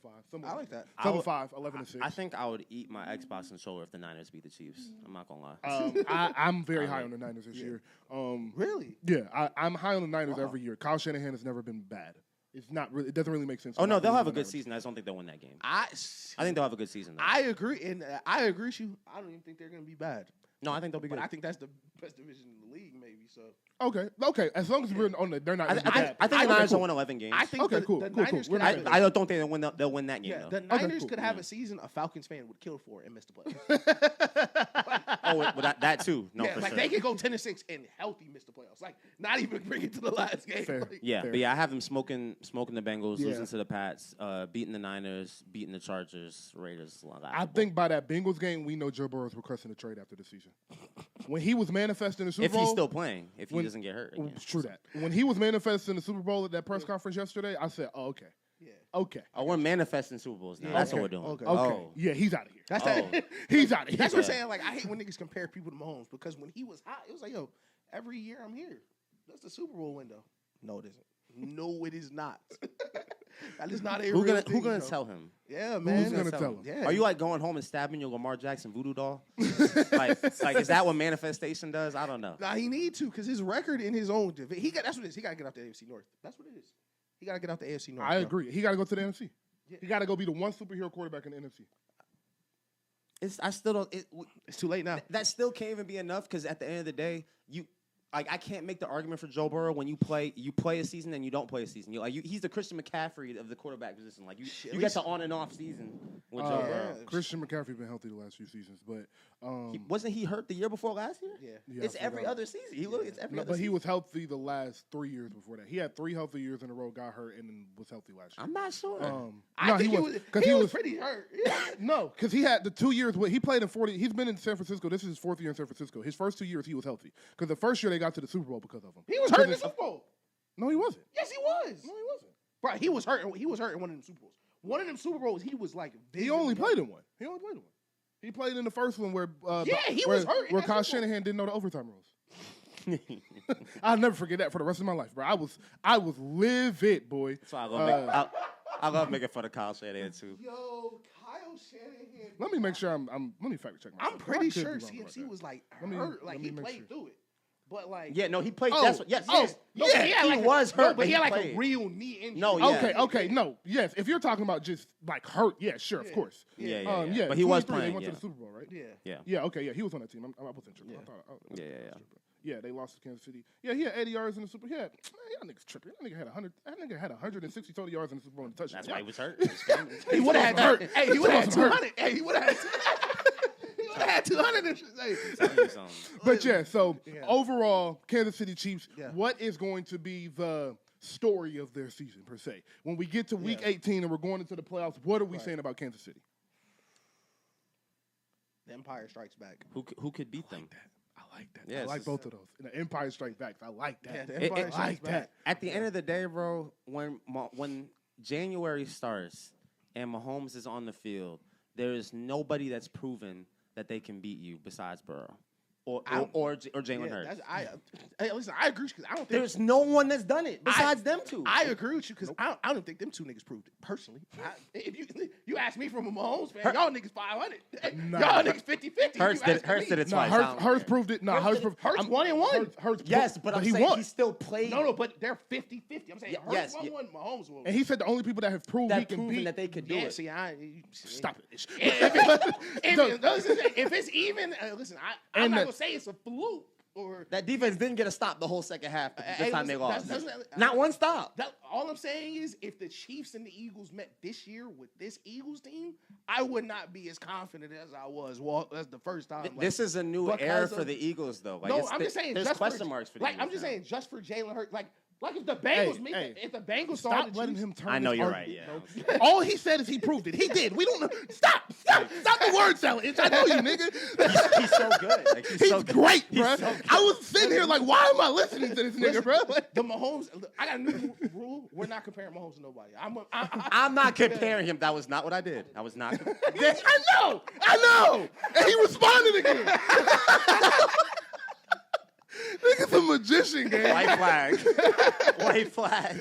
But the Empire Strikes Back, who can beat them? Yeah. I am going to say 15, we've done it again. 15, we've done it again. I think them, the Ravens, and unfortunately, I do have to say this, the Broncos will be fighting for the number 1 seed.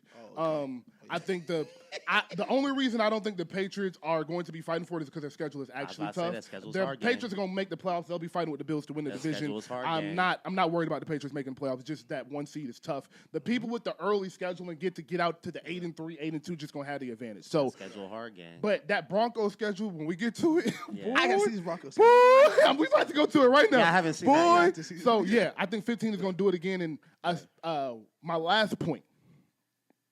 Chargers. Last few years, they've been really good against Mahomes. Yeah.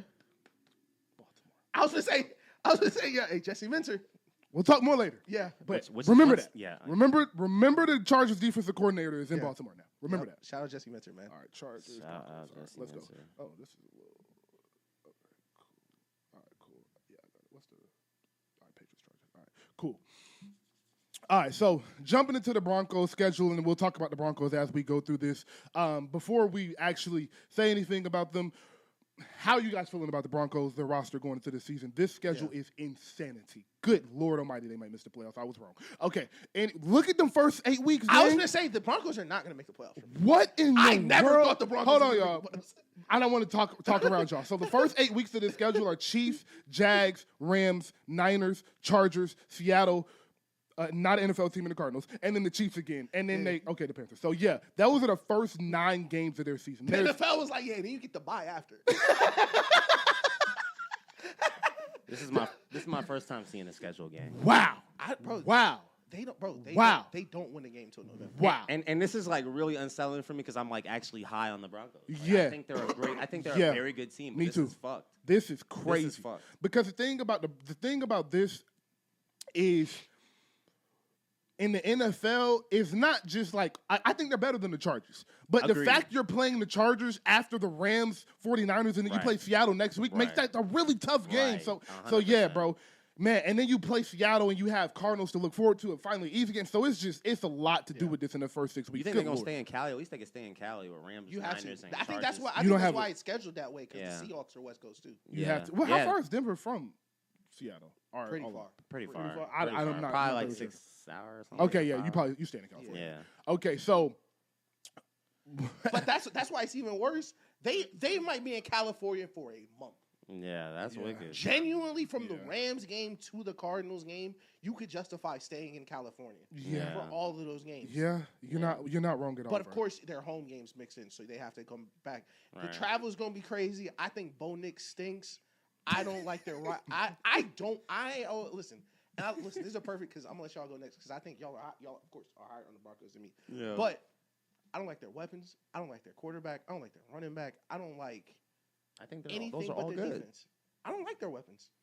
Jalen Waddle, Cortland Sutton. They still have Evan Ingram. Three people who have never played a full season. Harvey. RJ Harvey. Right. RJ Harvey. Who was hurt last year. Right. But they also had a. It's football, bro. I'm not gonna just go throw out injury unless you Matt Milano. Well, no, Matt Milano get hurt. Shout out for the show, Matt Milano. But like Jalen Waddle has been getting hurt since Alabama. Cortland Sutton has been getting hurt since he. There hasn't been meaningful football in Miami. I would just be like, man, I sprained some shit. Miami was just as good as Denver. Yeah, bro. Win. When Tua led the league in passing. We're more removed from meaningful Niners football. Also, no Dolphins football than. No, good enough. We're more removed from meaningful Dolphins football than Denver football.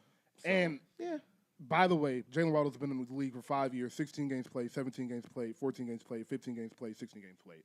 So basically, he'll be okay. He'll be okay. You can still be hurt. Like that's the thing. If you get hurt in a game, that counts as a game played.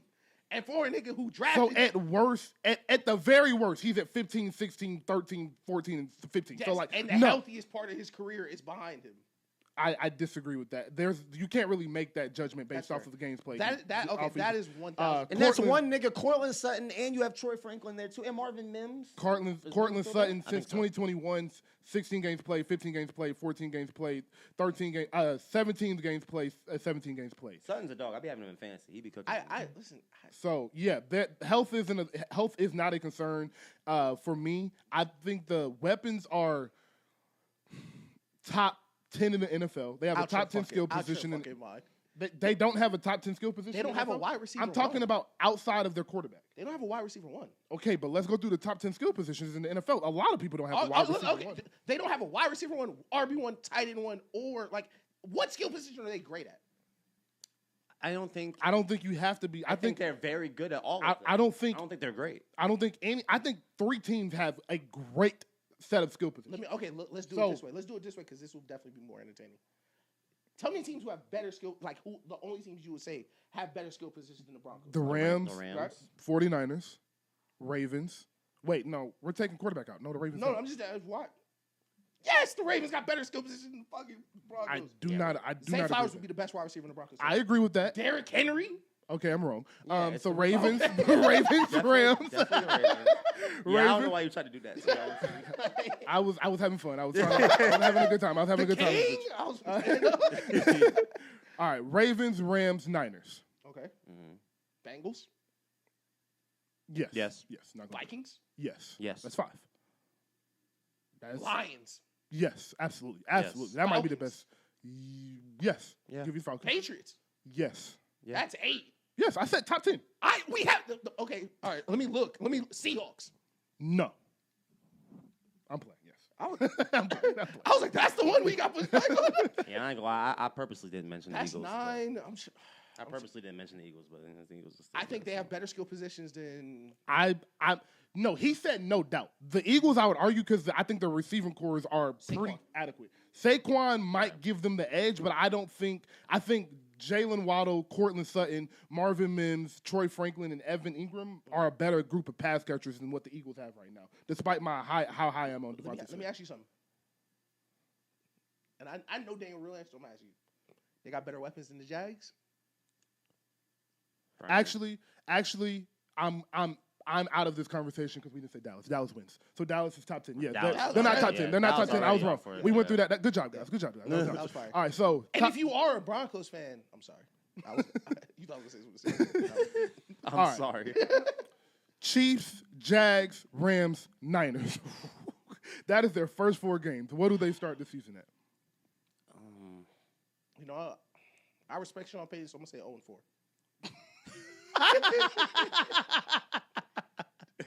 0-4. We bottom today, boy. That is I'm funny. gonna go.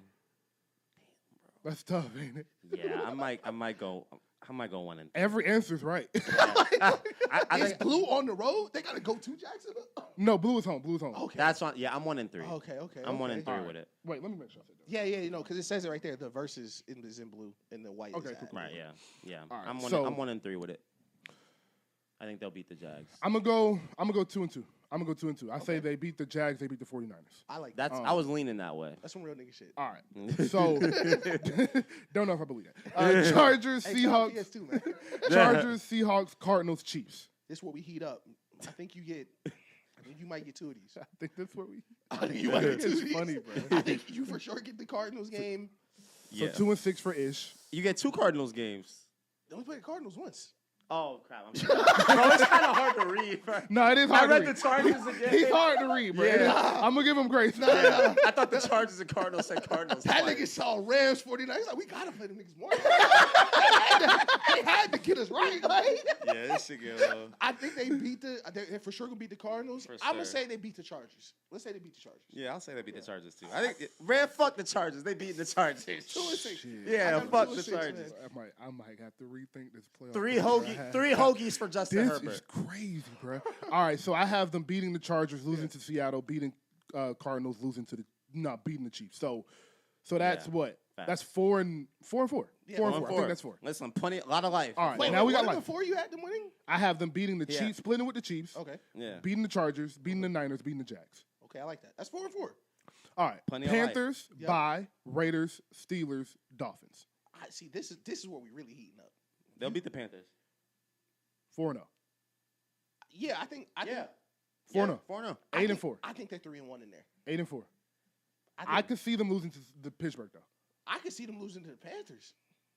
Nah, that defense too good to lose to Bryce Young. Ted. Leave me alone. I'm not going. You're talking about Patrick some Ted with Surtain? Patrick Surtain over there. Nigga. You're talking about some Ted, nigga. He can't guard everybody. he can't guard both sides. Against the Panthers, yes, he can. They're gonna have to lose to Jimmy Horn. Like J.C. Horn. Yeah. All right, closing schedule: Jets, Raiders, Bills, Patriots, Chargers. Ooh.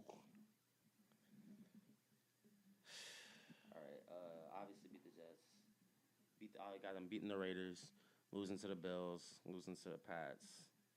Yeah. Fuck the Chargers. I beat the Chargers again. I respect. Sweep the Chargers. That's how I feel. I respect Sean Payton, so I think they're gonna lose to the Raiders in embarrassing fashion. Okay. And that's gonna end their season. So the last 3 weeks isn't gonna matter.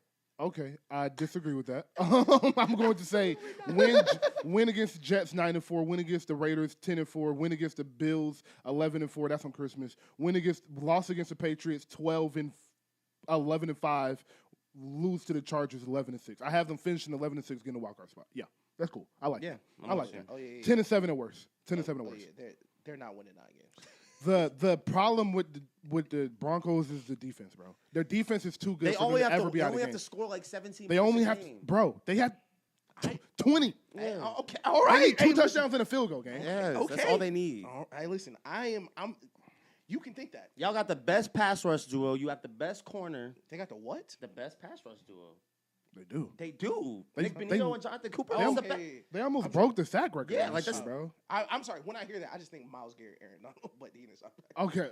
Yeah, when that happens, yeah, for Oh, sure. wait, you're talking about the For guy sure. who is not even back yet? Look, for sure. Listen, let's respect Aaron Donald. I ain't gonna lie. I wouldn't. I'm a little scared even saying it like Yeah, I don't even know why you brought that shit Nigga up. burst through the door.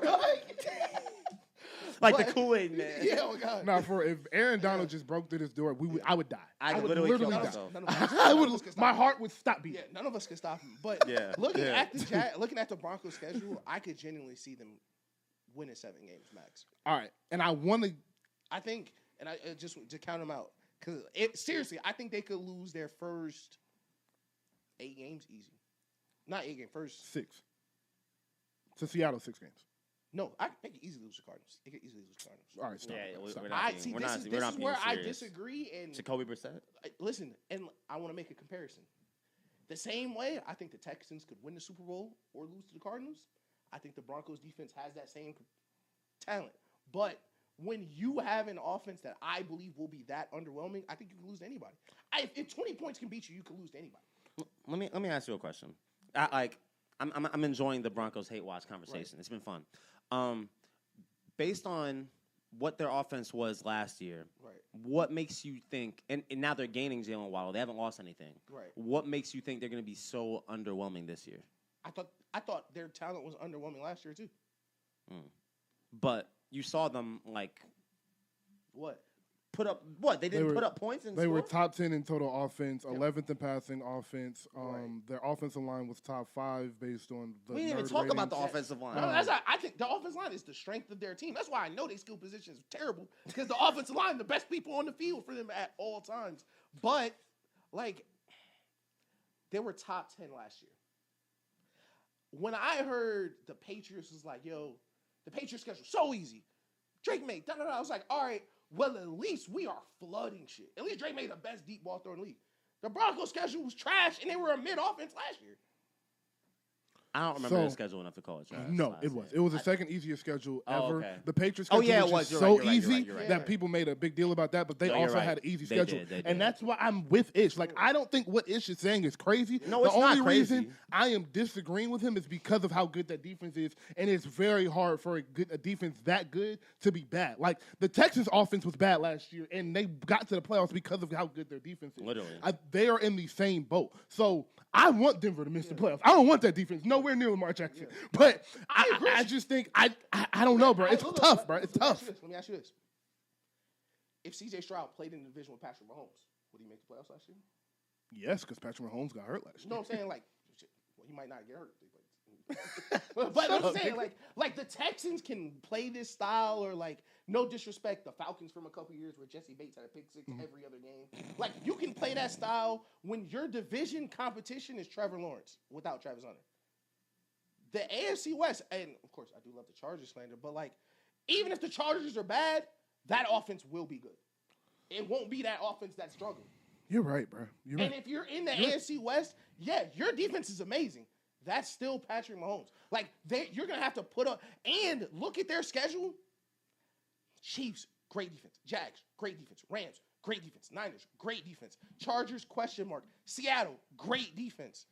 And then at the end of the schedule, Steelers is going to have a good defense. Bills will have a solid defense. Patriots have a great defense, yeah. that's what I'm saying. Like, it's such a harder matchup. Jets defense is good, actually. And it's such a harder matchup because last year, when you're playing bad teams, you can't just strangle that quarterback to where y'all just win. Yeah. You can legit just, And that was what they were able to do. Right.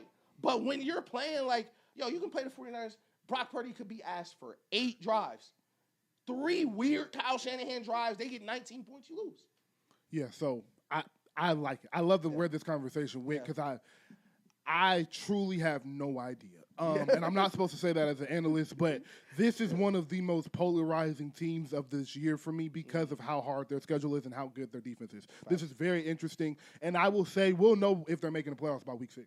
I'll say week 4. Week 6. Maybe week 4. You're not wrong. Because if they're 0-4, if you're 0-4 in the AFC, you can't make the playoffs. It's impossible. If they're 4-0, I'm sold. If they're 4-0, they're 3-1. I'm sold. I'm shut. Listen, if the first 4 games they go out there and that offense moves the ball and that defense to that defense, I'm gonna step back and be like, maybe some niggas just don't need elite talent around them, and that's Sean Payton and Bo Nix. Yeah, but at the same time, if them niggas are 0-4, yeah, it's over.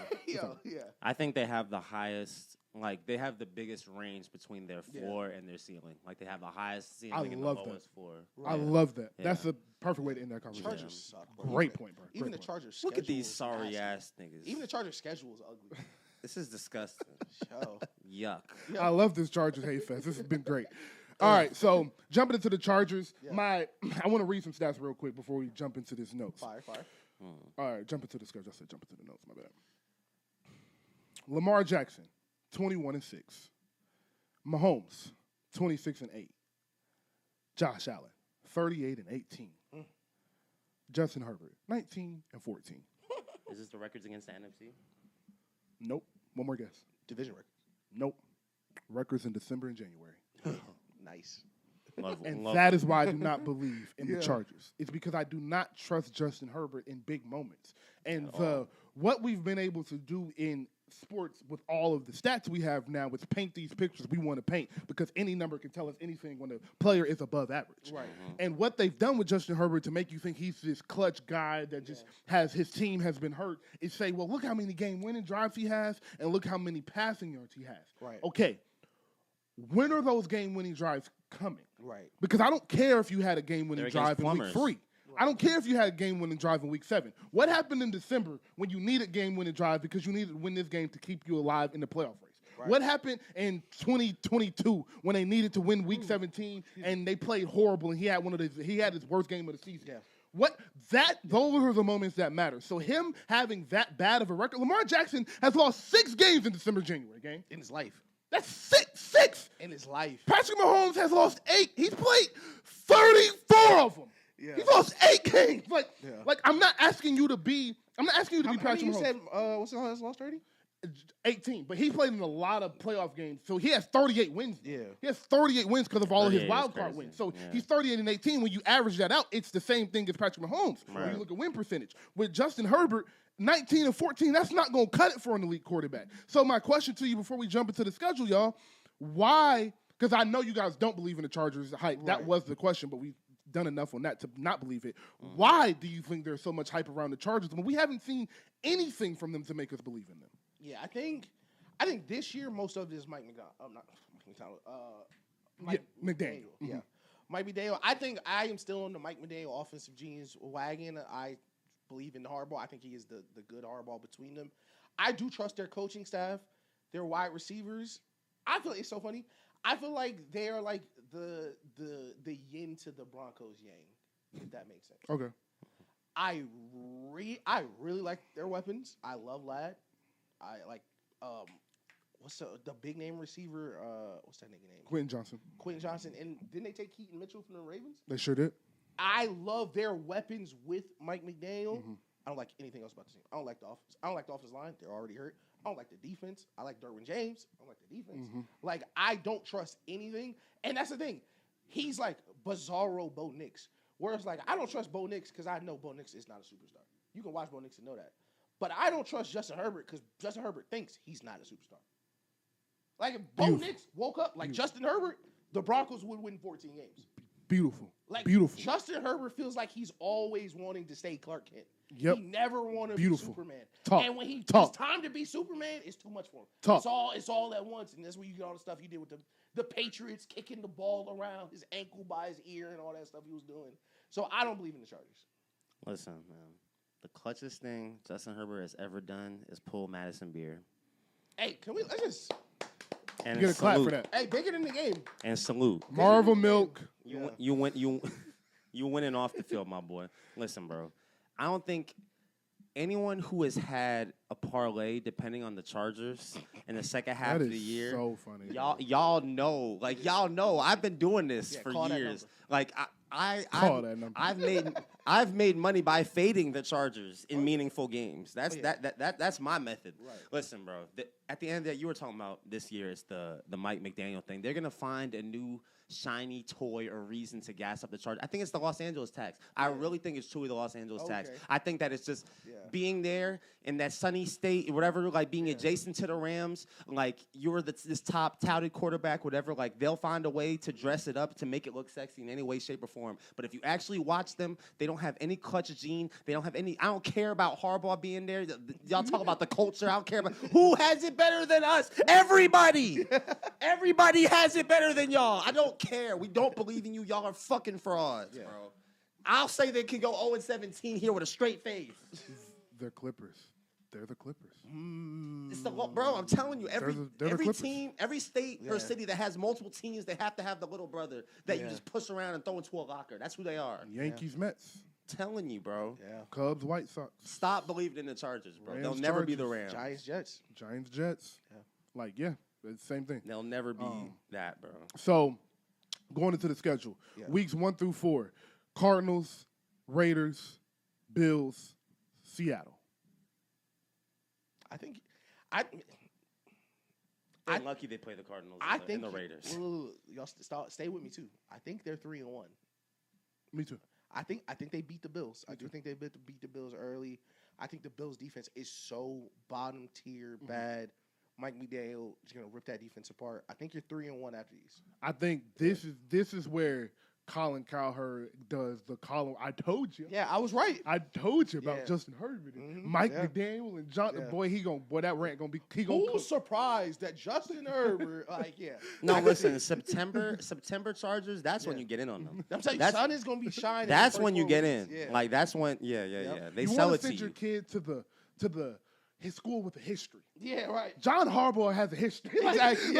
It's crazy. But 5 through 9, Broncos. This is where the bottom falls. Broncos, Chiefs, bye, Rams, Texans. Oh yeah, I love this. Let's say it together. 1, 2, 3, 0-4. You just lost all them games. So You saw all them games bad too. and now Colin is where I was wrong. listen, that morning after the Texas defense undresses the niggas, oh my God. No, And then he got to go to Baltimore the next week. No, listen. Woo-wee. This 4-week stretch, y'all remember when Dylan Brooks pulled up with all the ice on and watched LeBron? That will be me for that 4-week stretch. I will be posted. my teeth gonna be shining. That is funny as Like hell. this is, and I just want to like for the people listening, and even the people who aren't huge football fans, I want to just sidebar for you. This is why these people make millions of dollars, because it's an offensive lineman that's gonna wake up for the Chargers and spend all week trying to block Myles Garrett, and the next week they gonna play the Texans. Ain't no calling in sick. Ain't no I can't go. Listen. It's not gonna be fun. Oh my God! And then he got to chase Lamar the next week. Good Lord! And then he got to block Trey Hendrickson next week. Good Lord Almighty! But all right, so 0-4 during that stretch. So I have them at 3 and what's that? 5. 3 and 5. Leave the Texans, go to Baltimore, play the Lamar Jackson and the Ravens week 10. Then you have the Jets, then the Patriots, then the Buccaneers. Yeah, you just lost 3 of them too. Yeah, but I say you win one game. Yeah. And you better hope that, and that's the thing with these bad teams, they gonna get somebody. You better That's hope. the thing. gotta They're going to pray. win 3 games, Hey, bro. listen, They're going to win. Nobody's going to defeat it, bro. You might catch the Kenyon Sadiq 3-touchdown game. You I feel don't me? know. It You might feel me? happen. It might God, happen. like Garrett, don't let Garrett Wilson get loose on that defense. Come on, man. I'm going 2-2 over this stretch. I actually have them beating Tampa Bay, so they leave this stretch for me at 5 and 11. I'm high on Tampa. I Or can't 5 and lie. 10. Right. I'm high on Tampa. And then, so at this point, I think they're missed the playoffs. Their next 5 games are the Raiders, which that is a sleeper game now that their record is what it is. So Raiders, 49ers, Dolphins, Chiefs, Broncos. I'll be generous and say 2 and 3 over the stretch, ending the season at 8 and 9? Yeah, 8 and 9. I love 8 and 9. That's exactly where I went. The 8 and 9 record That was is perfect. the textbook Chargers record. That was perfect. Mediocrity. Yes. Literally. Mediocrity. I think they win their last couple games versus terrible teams. I think the Broncos Are resting that week. right. I think they're they're gonna go in off season. Hey man, we figured it out. We picked it up. Listen, Pat on the back. You're right, is it? Chargers are the most 8 and 9 team ever. And listen, I can't wait. no playoff run, but no Jeremiah Smith. You're Look, cooked. I'm telling you, like Stunner's gonna be sending us a chat like, yo, Justin Herbert, last 3 weeks, man, really got it. If only we had more help. We had more help. So, man, this was a great AFC West segment. My last question to you is, what Oh, do so we're you... saying fuck the Raiders. Hey, shout out Fernando Mendoza. Like, And what- for what it's what- worth, I think the Raiders might finish second in that division. We're an hour and a half in, bro. Yeah. Not touching The Raiders have spent the most money I think we've ever seen in free agency, and they ever earned a minute of our time. I swear, listen, this next 45 seconds, this is for the Raiders. I got y'all. I think the Raiders are going to be the second best team in this division. I think the Raiders have the second best skill positions in the division, too. But, I mean, like, I think the Chargers are ass. I think the Broncos are ass, too. All right, so if you think the Chargers and the Broncos are ass, you can't tell me the Raiders are good, fam. Which one? Like Brock if you Bowers think play for? if you think Bo Nix and Justin Herbert not it, you can't tell me 40-year-old Kirk Cousins. Whoa. I'm a Fernando Mendoza guy, though. I am a Fernando. He's not playing the first 4 weeks. My last question was actually about to see when do you think the Raiders should start Fernando? When the Chargers season is in. When they know that, like, oh, yeah, the Chargers are ass. When's their bye week? I'll say after the bye, put in Mendoza. We always have that team where it's like, you know what? We're going to play the guy we're always going to play after the bye week. This is the thing with Kirk Cousins. This is why I love Kirk. Shout out Kirk and his beautiful family and his very nice wife. I don't think he's going to be a when do we put Fernando Mendoza thing in? Because Kirk Cousins' body not going to let him play more than 5 games anyway. So, like, Kirk Cousins' body going to force that in. He might play game 1. Like, who did the Raiders open the season with? Like, the wrong nigga hit Kirk Cousins early enough, bro. Like, All right. So I have Fernando starting week 8. Their first 7 games are Dolphins, Chargers, Saints, Chiefs, Patriots, Bills, Rams. I don't think you want him in that Chiefs, Patriots, Bills, Rams stretch as his first starts. If you start him week 4, I don't think you want him to see that. So I say week 8. Their next 4 games are the Jets, 49ers, Seattle, and Broncos, which isn't great either. But starting with the Jets would be a lot easier, so I say week 8. When's the bye? The bye isn't until week 13, so Damn. yeah, that's a late bye. Look, they're going to start 3-0 and then get crammed by all them good teams. And the fans will be like, well, we start 3-0 because we got all this talent. Like, we just left from, like, we're 3-5 anyway. Like, and he's going to take over after that Rams game and beat all the tuna cans left. And niggas like, oh, my God, he's so good. All right. I wish the best in the Kobe D, man. Have fun over there, bro. And lastly, I wish the best to Eric Stokes, dog, COV, Eastside High School. Bro, they got some dogs, bro. You know Ashton Genty. You know what I'm saying? No, I really like the moves they made. Yeah. I really do. Yeah.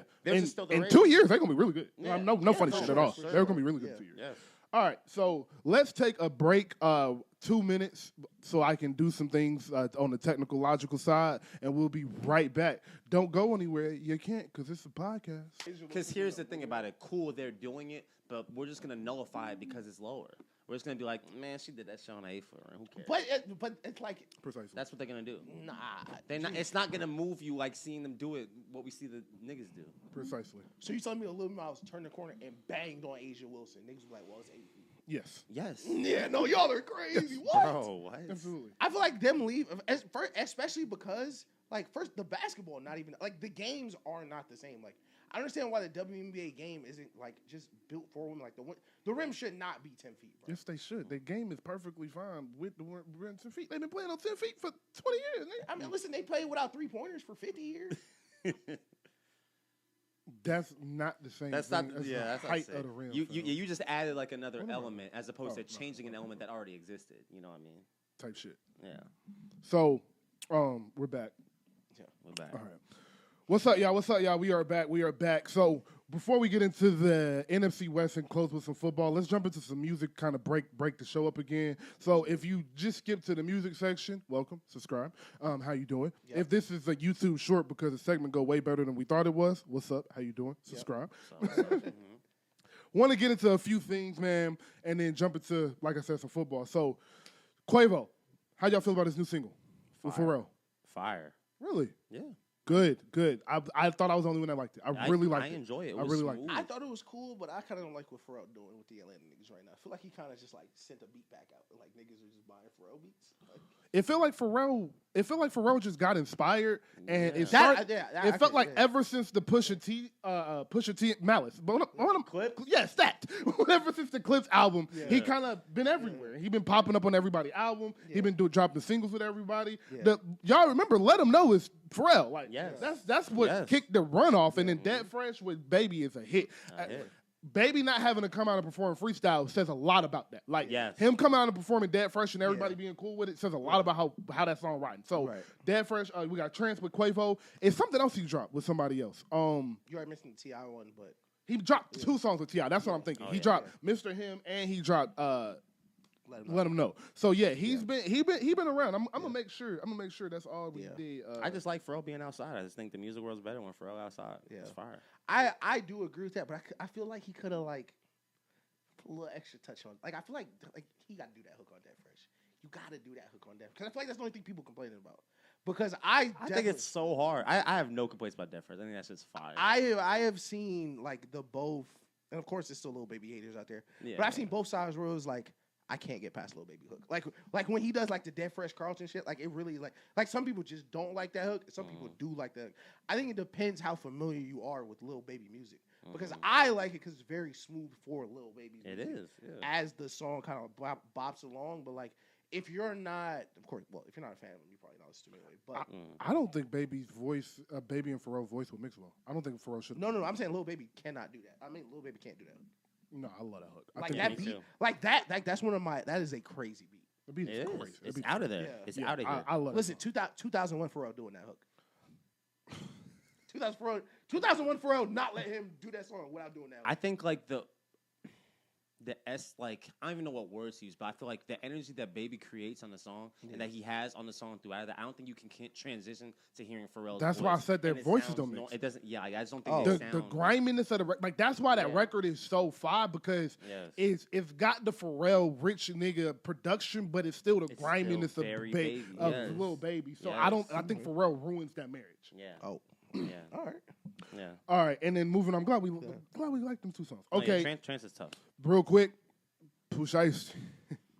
This ain't gonna be quick. This is not gonna be quick. I ain't gonna lie. This is not gonna be quick. I ain't gonna lie. This is a top 5 album this year. I ain't mad at it. This is a top I ain't 5 mad album at this year. I've been listening to so much. I actually have not gotten to listen to Push Ice yet. I'm gonna actually really let y'all. I ain't take go- over. Oh, I- that and- actually. Yeah. This is gonna be great. It's all Ish has been talking Yeah, about. you for gonna get a live review. Genuinely, you finna get a live review.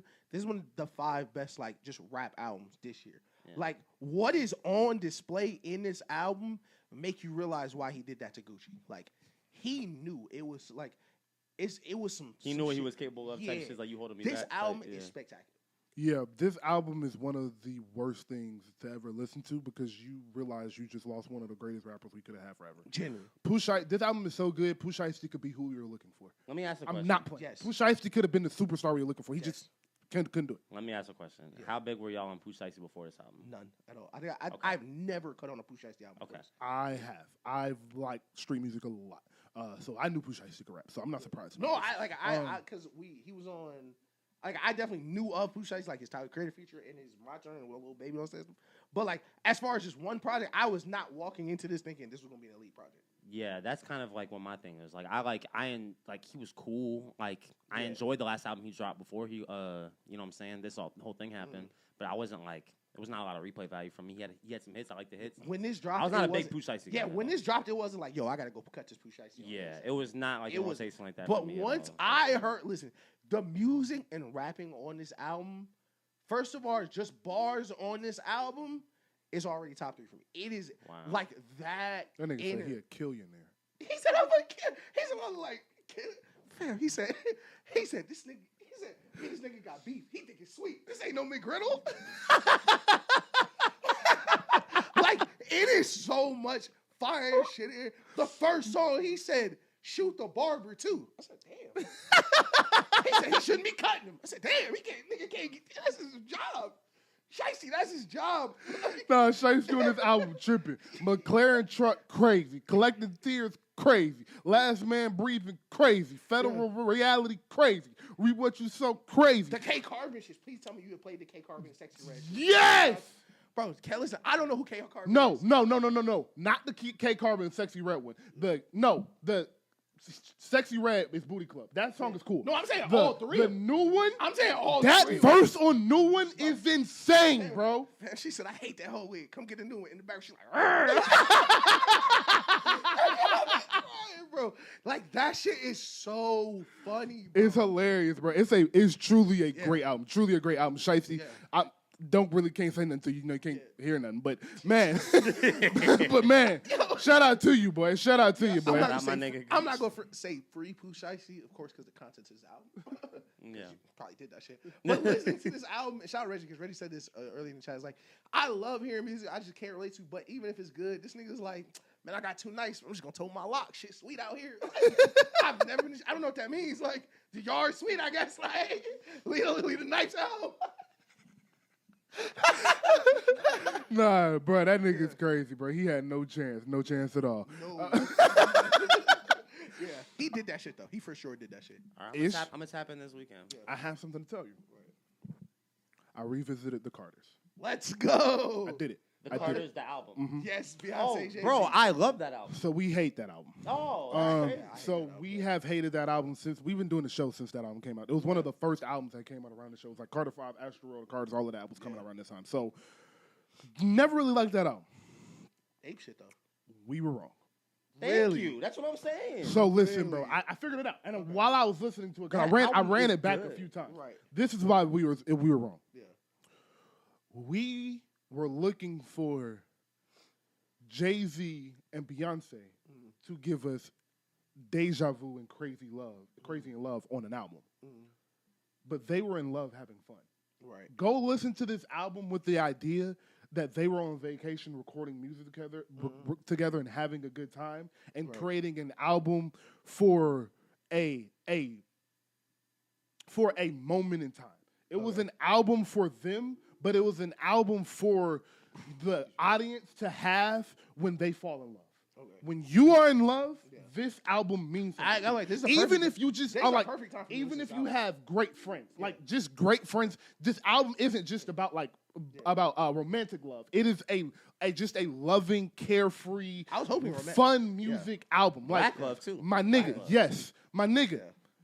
The Jay-Z verses on this album, like I can't believe I didn't like this album. Bro, 713. That nigga is getting off so crazy, gang. Like everything I felt about this album was wrong. Hearing Beyonce in this braggadocious swag, I love Jay-Z. Like that bag is so unique, and it's so different than anything we had gotten from them. And we had came off of, you love 444, so we had came off of 444. Beyonce had just did Lemonade, so it was. It's like a trilogy. You got to realize that's like the punctuation point of the trilogy. Type shit. It really is. Like it. Unfortunately, it really Lemonade, and then this is kind of closes that chapter of that turmoil per se. Right. So please go back and listen to it, bro. The Carters is great. Great album. I'm trying to debate how much of this. We'll talk more off camera about why I have the perfect time to go listen to this. In the next couple weeks. Fair. So I definitely have like the perfect move I will listen to this to on the way. Yeah. And I will report back. We get great Beyonce raps on there. Yeah. Bro, I was nice is bro. We get the Pharrell on the nice. What, bro? Nah, bro. The Pharrell on the I was nice. wrong, bro. And then I was wrong. Love Happy is beautiful. Now, Summer, I've loved my whole life. That song is undeniable. But I love Happy. That might be my favorite song. That song's beautiful. I think we'll revisit. Yeah. All right. Next Saturday for sure. I will. All right. Beautiful. And so, Raven Lene, that's too much. We can't do that right now. It's too late. Not even trying to be funny. Nipsey? Yeah, that's what I was about to get to next. Nipsey, let me not get her name wrong. Bino Rideau? Yeah. Nipsey and Bino Rideau dropped the album Prolific. Nipsey, rest in peace, boy. We love you. Rest in peace for prayers to Laura London family always. But Nipsey and Bino dropped an album. I cannot lie, I was surprised. This is one of the best. Can't say that word. Posthumous.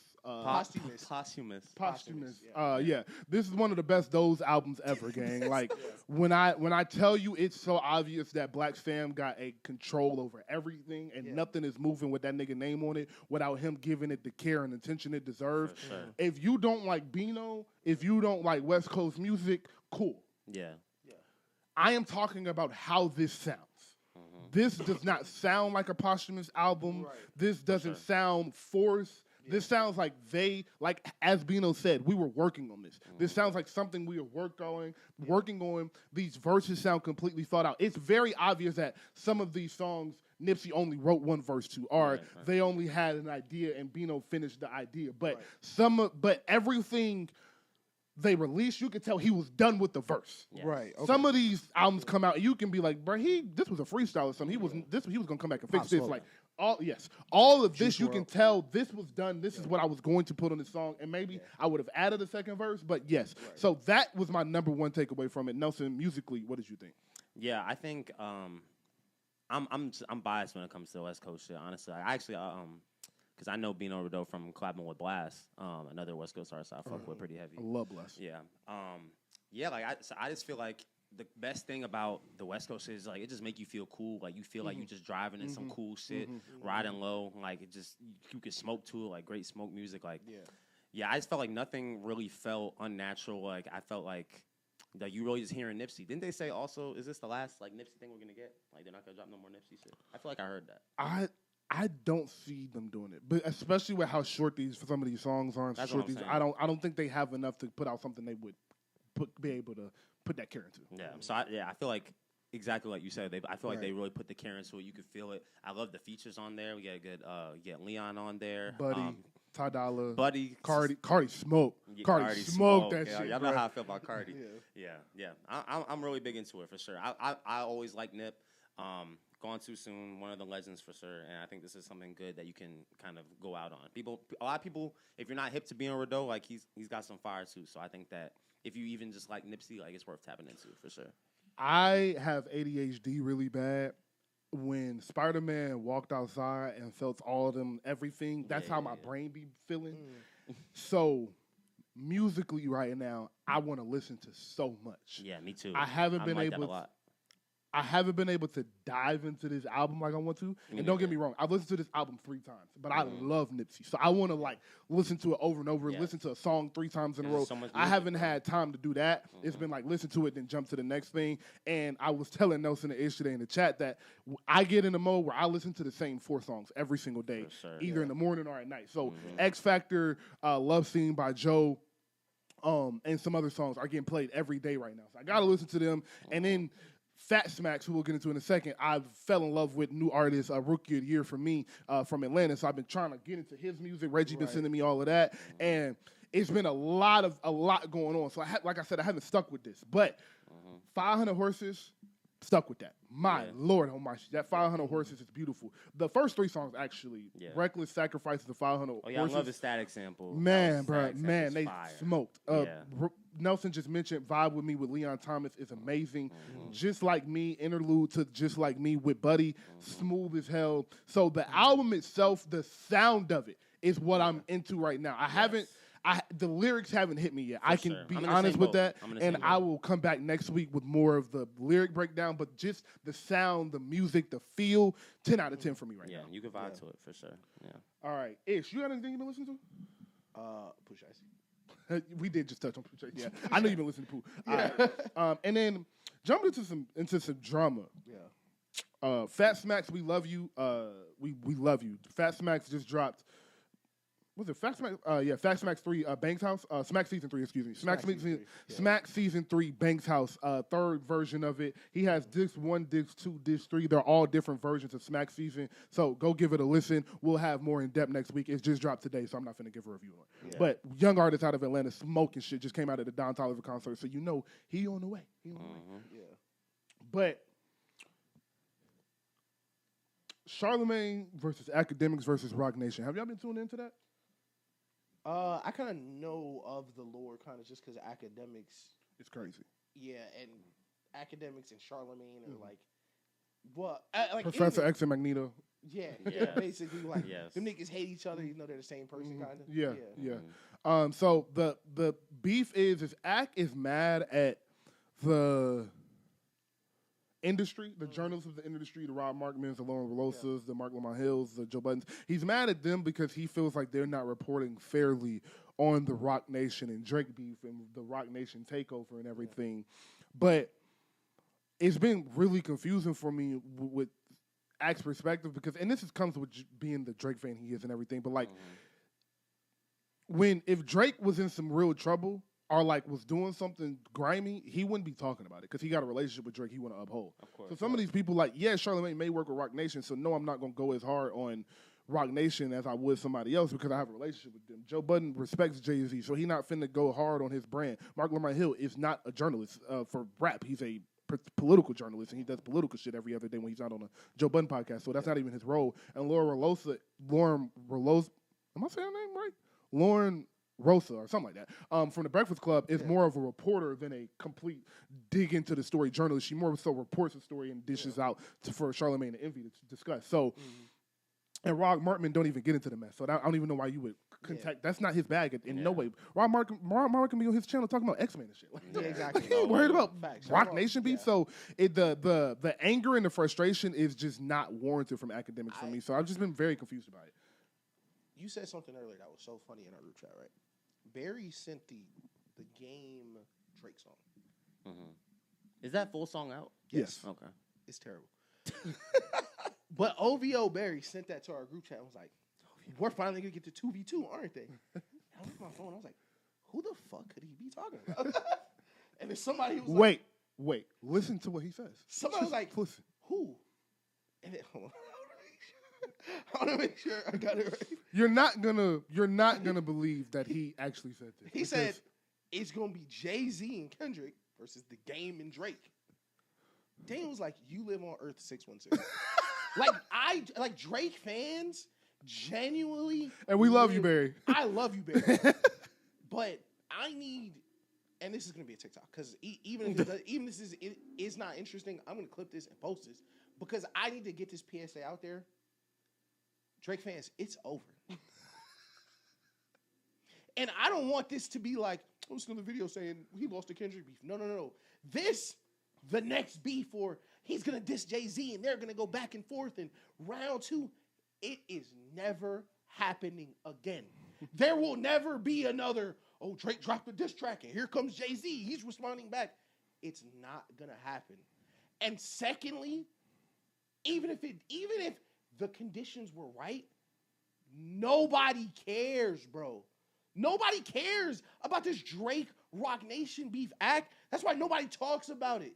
if there's one thing you can, and if anybody would know this, is that attention is dollars. If Roc Nation and Jay-Z versus Drake was gonna draw attention to the Breakfast Club, they would bring it up even if they were just all on Jay-Z's side. They're not just gonna not bring it up. Nobody cares. And when I say nobody cares, I don't even just mean like we don't care because it's Drake and he lost. Niggas don't even know. Like literally, niggas don't even cares. know that people think there's a Roc Nation Drake beef. Like if you are not in the fucking certified Jared threads in like voice chats, no, literally, how would you know Drake and Roc Nation even had a problem? How would we know? Nicki Minaj? She's crazy. Nobody cares what she says. Like, when have we ever thought it was like, yo, it's a Roc Nation conspiracy? Like, dog, it's over, bro. There's no second shoe about to drop. There's no other side of the table. The shoe doesn't go to the other foot, bro. Stop trying to bring this back, bro. It's no one, like, bro. Daniel flew out of Georgia. Flew out of Atlanta. Daniel love Atlanta. Flew out of Atlanta to go watch Jay-Z concert. Nelson flew out to go watch 2. We don't want to see Jay-Z and Drake beef. We don't. Don't give a fuck about it. We man. don't, bro. Don't give a fuck Nobody about it. fucking cares, act. That's why. If you want to know why Rob Markman and Charlamagne and whatever Angela Yee still doing, nobody fucking cares. Insane. All right, let's move on. Bro, I just want to say, bro, like there's like random. They're all like variants of the same kind of individual. They really are. Like, I'm not gonna say his name. Don't say his name. We all have one in our lives. Right. And I'm not even talking about, but he's in our college chat for CFB. He just randomly be like, bro, stay tuned. Yo!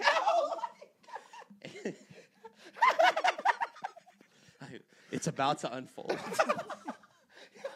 I'm like, bro, what?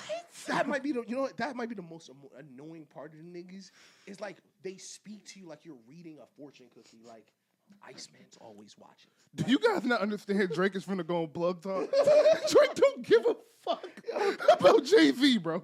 Like, Drake is finna fuck Adam 22 wife, bro. Like, that's all that nigga want to do, Drake bro. is Like, doing 20v1s with like random emo women, and his fans think that he's gonna get in the car afterwards and like do a deep dive on all Jay-Z latest moves on Roc Nation, bro. Because OVO is always watching in the owl. It's gonna get cold in the winter. Like I hate that shit. The things Kendrick fans will do with his music, Drake fans will do that with nothing.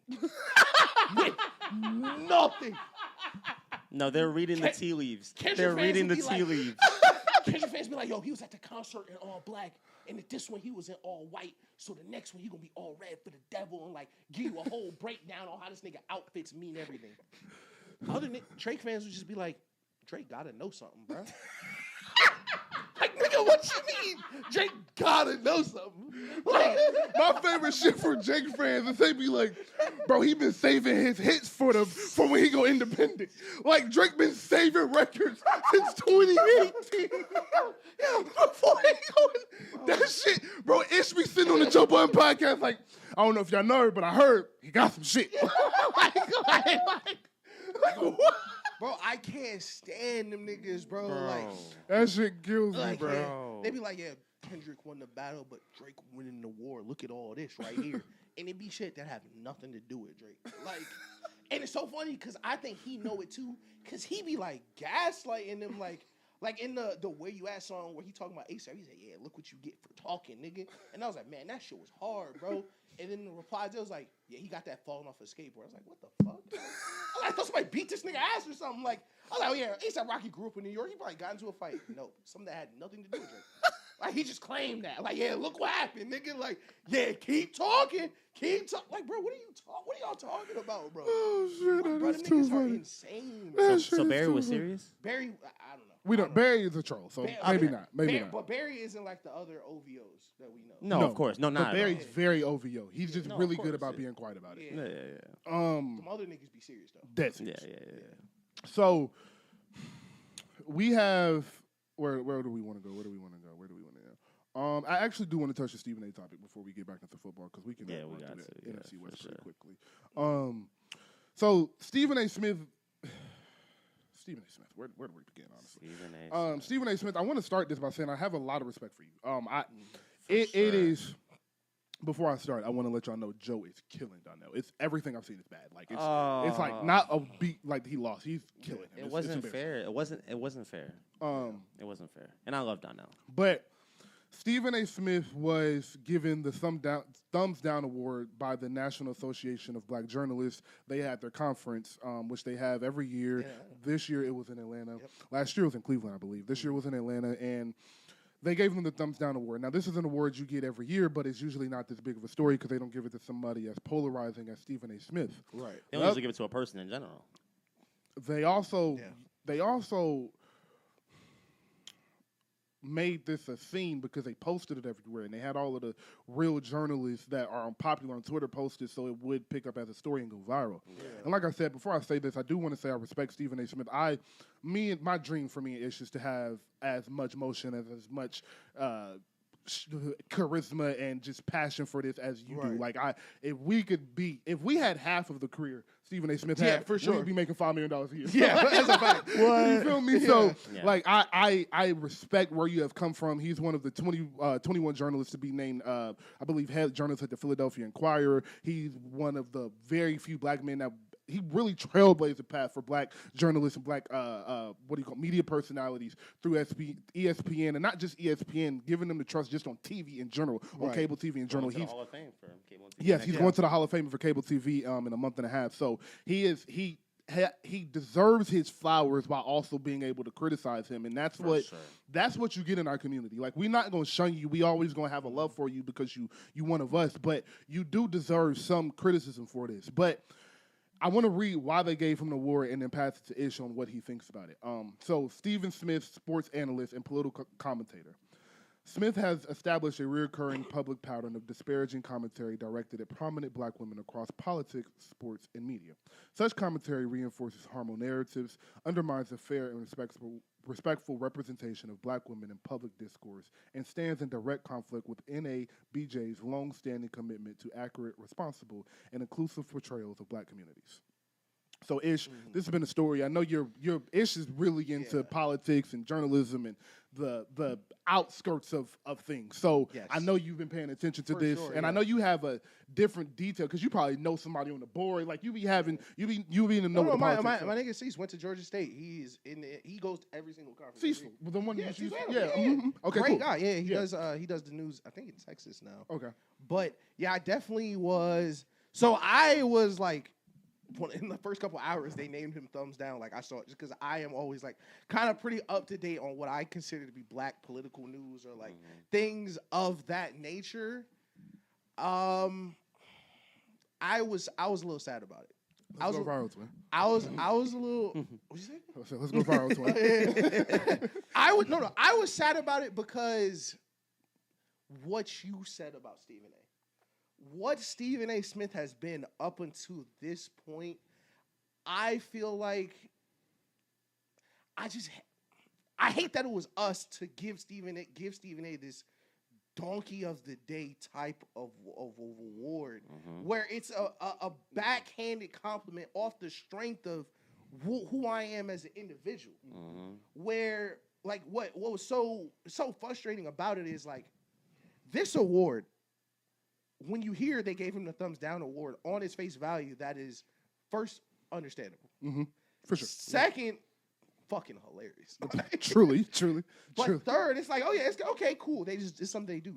No, they gave out this one award to like 5 different things, and it wasn't all people. It was like the Washington Post, CBS, and the FCC. Like my frustration with this type of thumbs down for Stephen A. was if you're gonna call me out for, let's say we disagree, or Stephen A.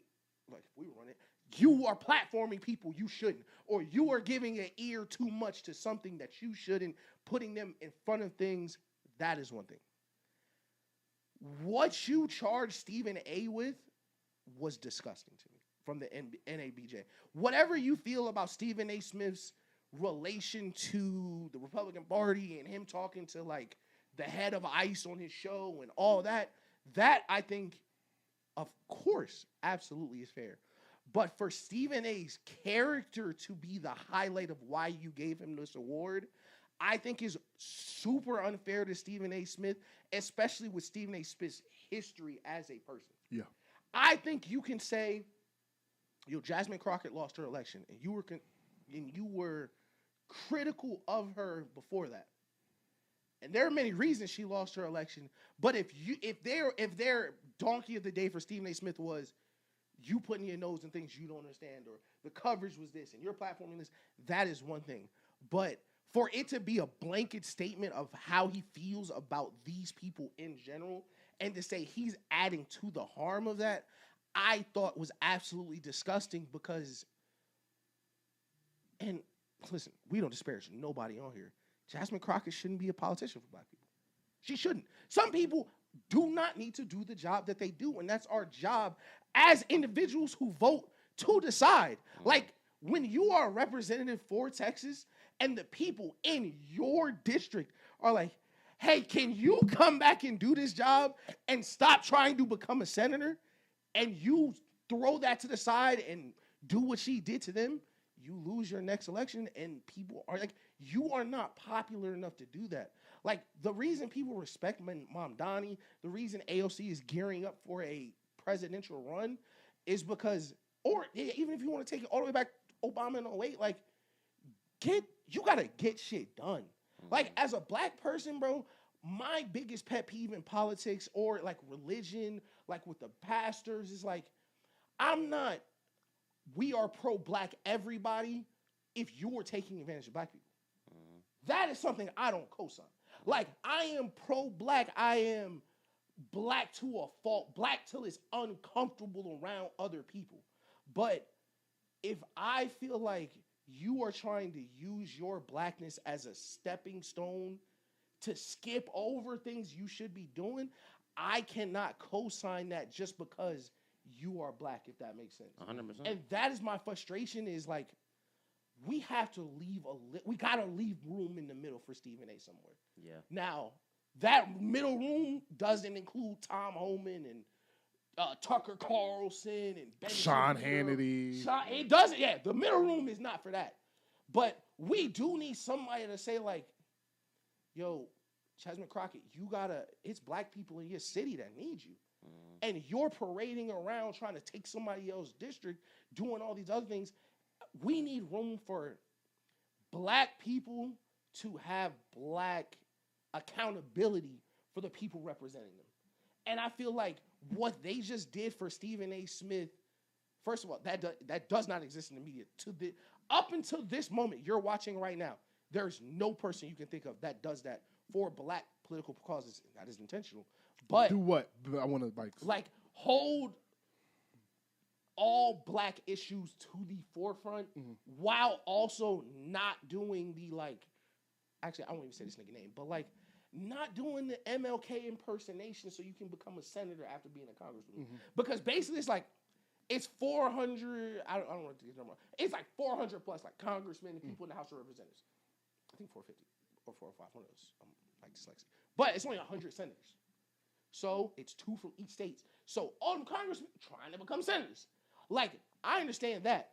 But hey, you are in a majority black place all year. If you are, for the people that do watch politics, this year and last year, the redistricting and all that, we are fighting for black voices to exist. Please be a good one. So if you are a bad one and Stephen A. Smith is like, maybe you shouldn't call the mayor of Texas, who's a handicapped person, Mayor Hot Wheels. Maybe you shouldn't do that on camera. That's real. That's what she's like. That's what I'm saying.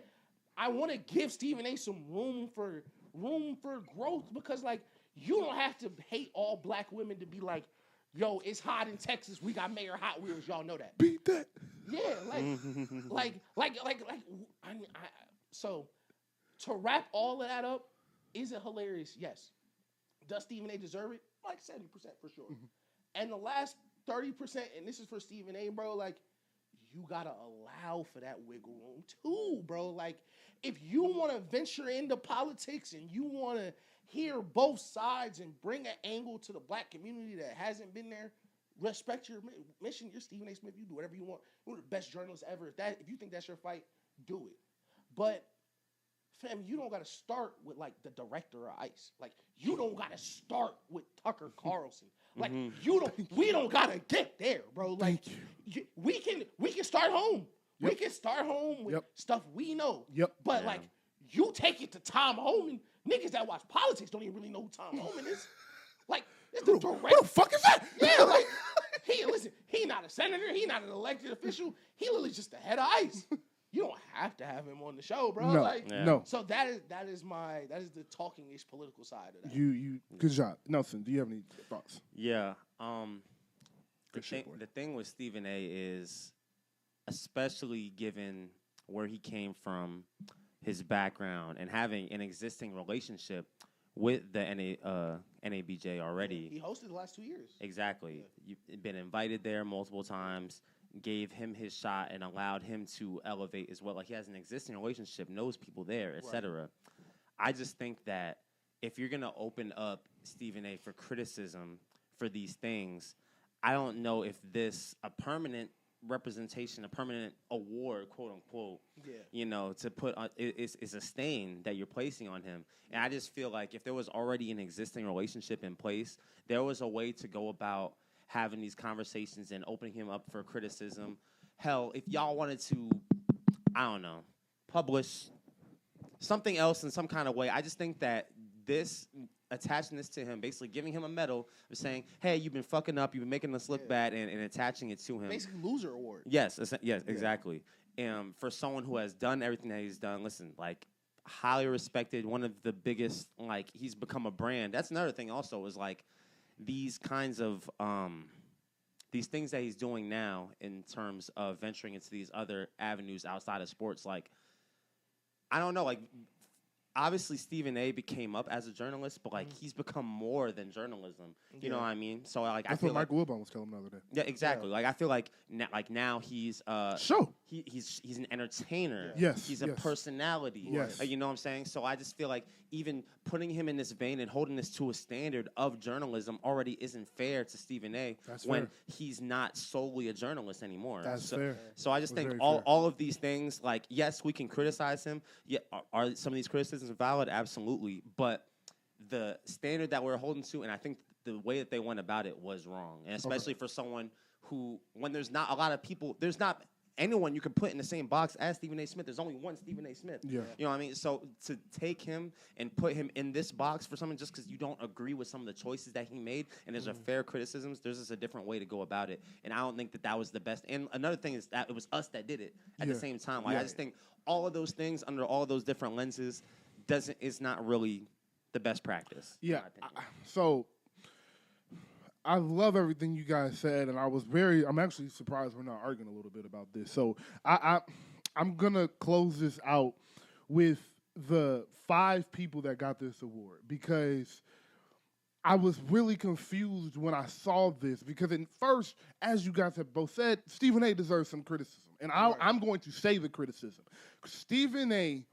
attacks black people in a way harsher way than he attacks white people. And it is not something that is new. It is who he has built his brand on almost. How he has built his brand, I should say.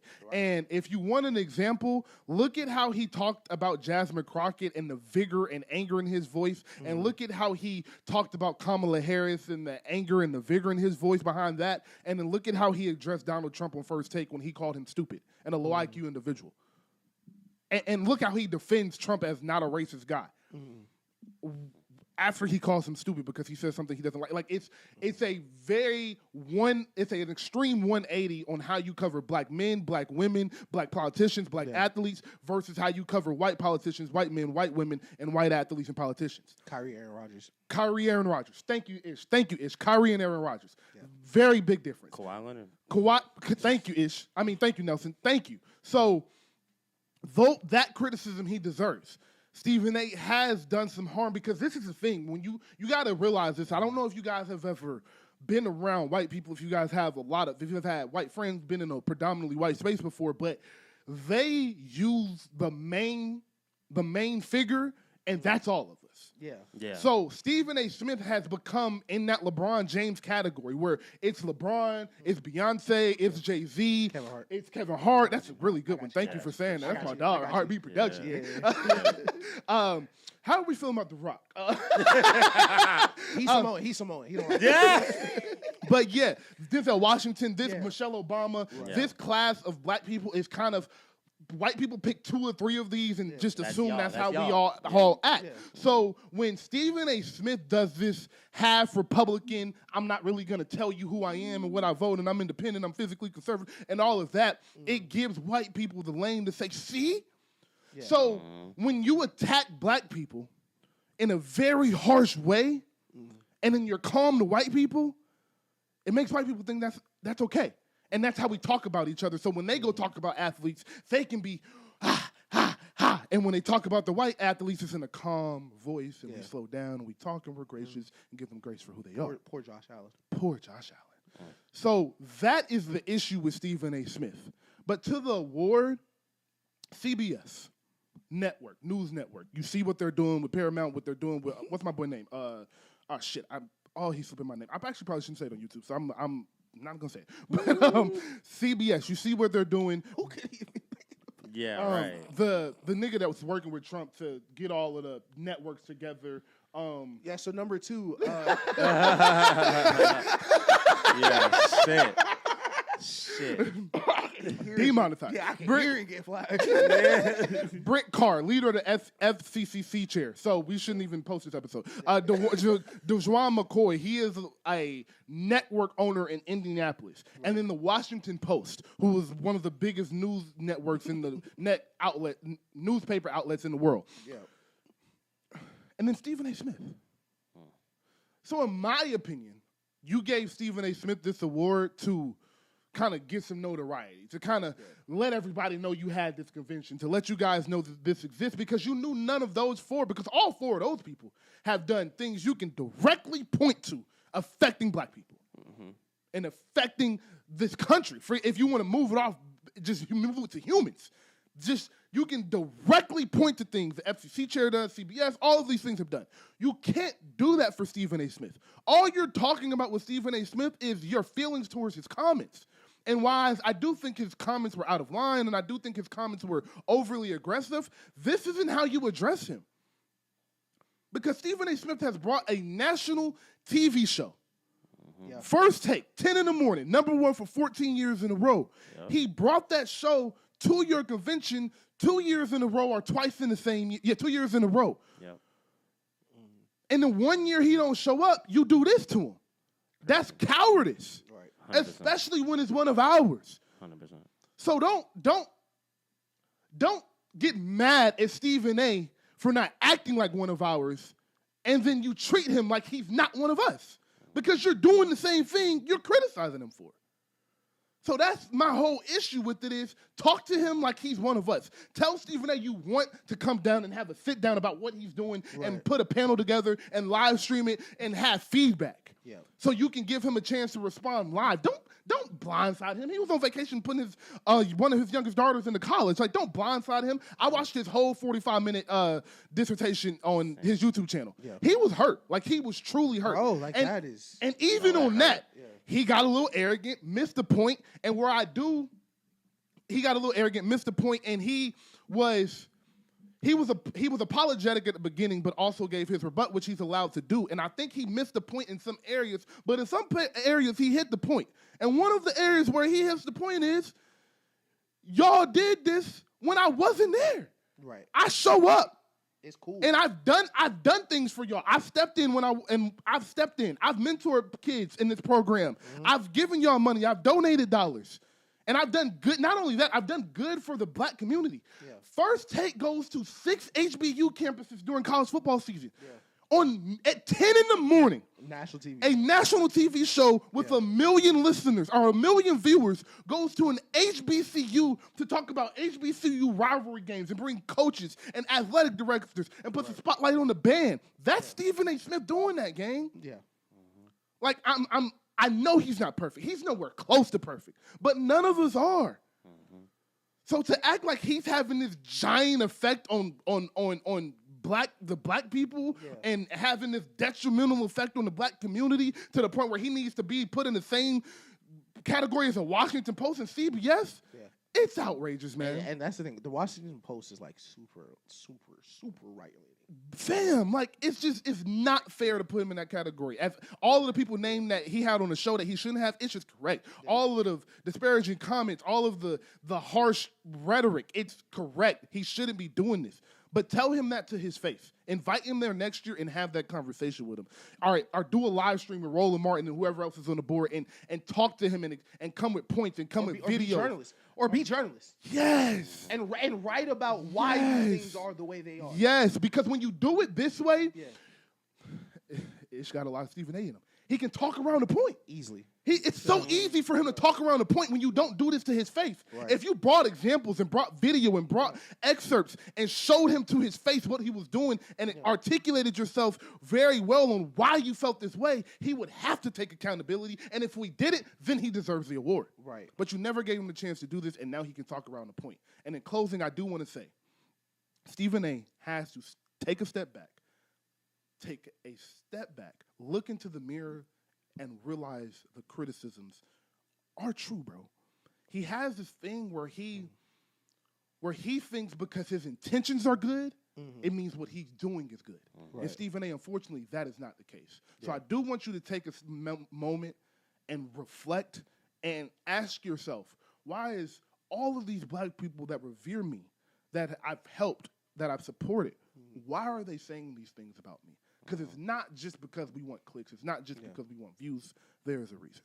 For sure. And I do want to say this at the end, and this is another reason I had a big problem with it. And ironically, I have been waiting 4, 5, maybe 6 years to say this. Because we have been blessed enough to be doing a live radio show, podcast, long enough where things we say come back and be true, or predictions we made come back and be true. Mm-hmm. When the Kyrie Stephen A.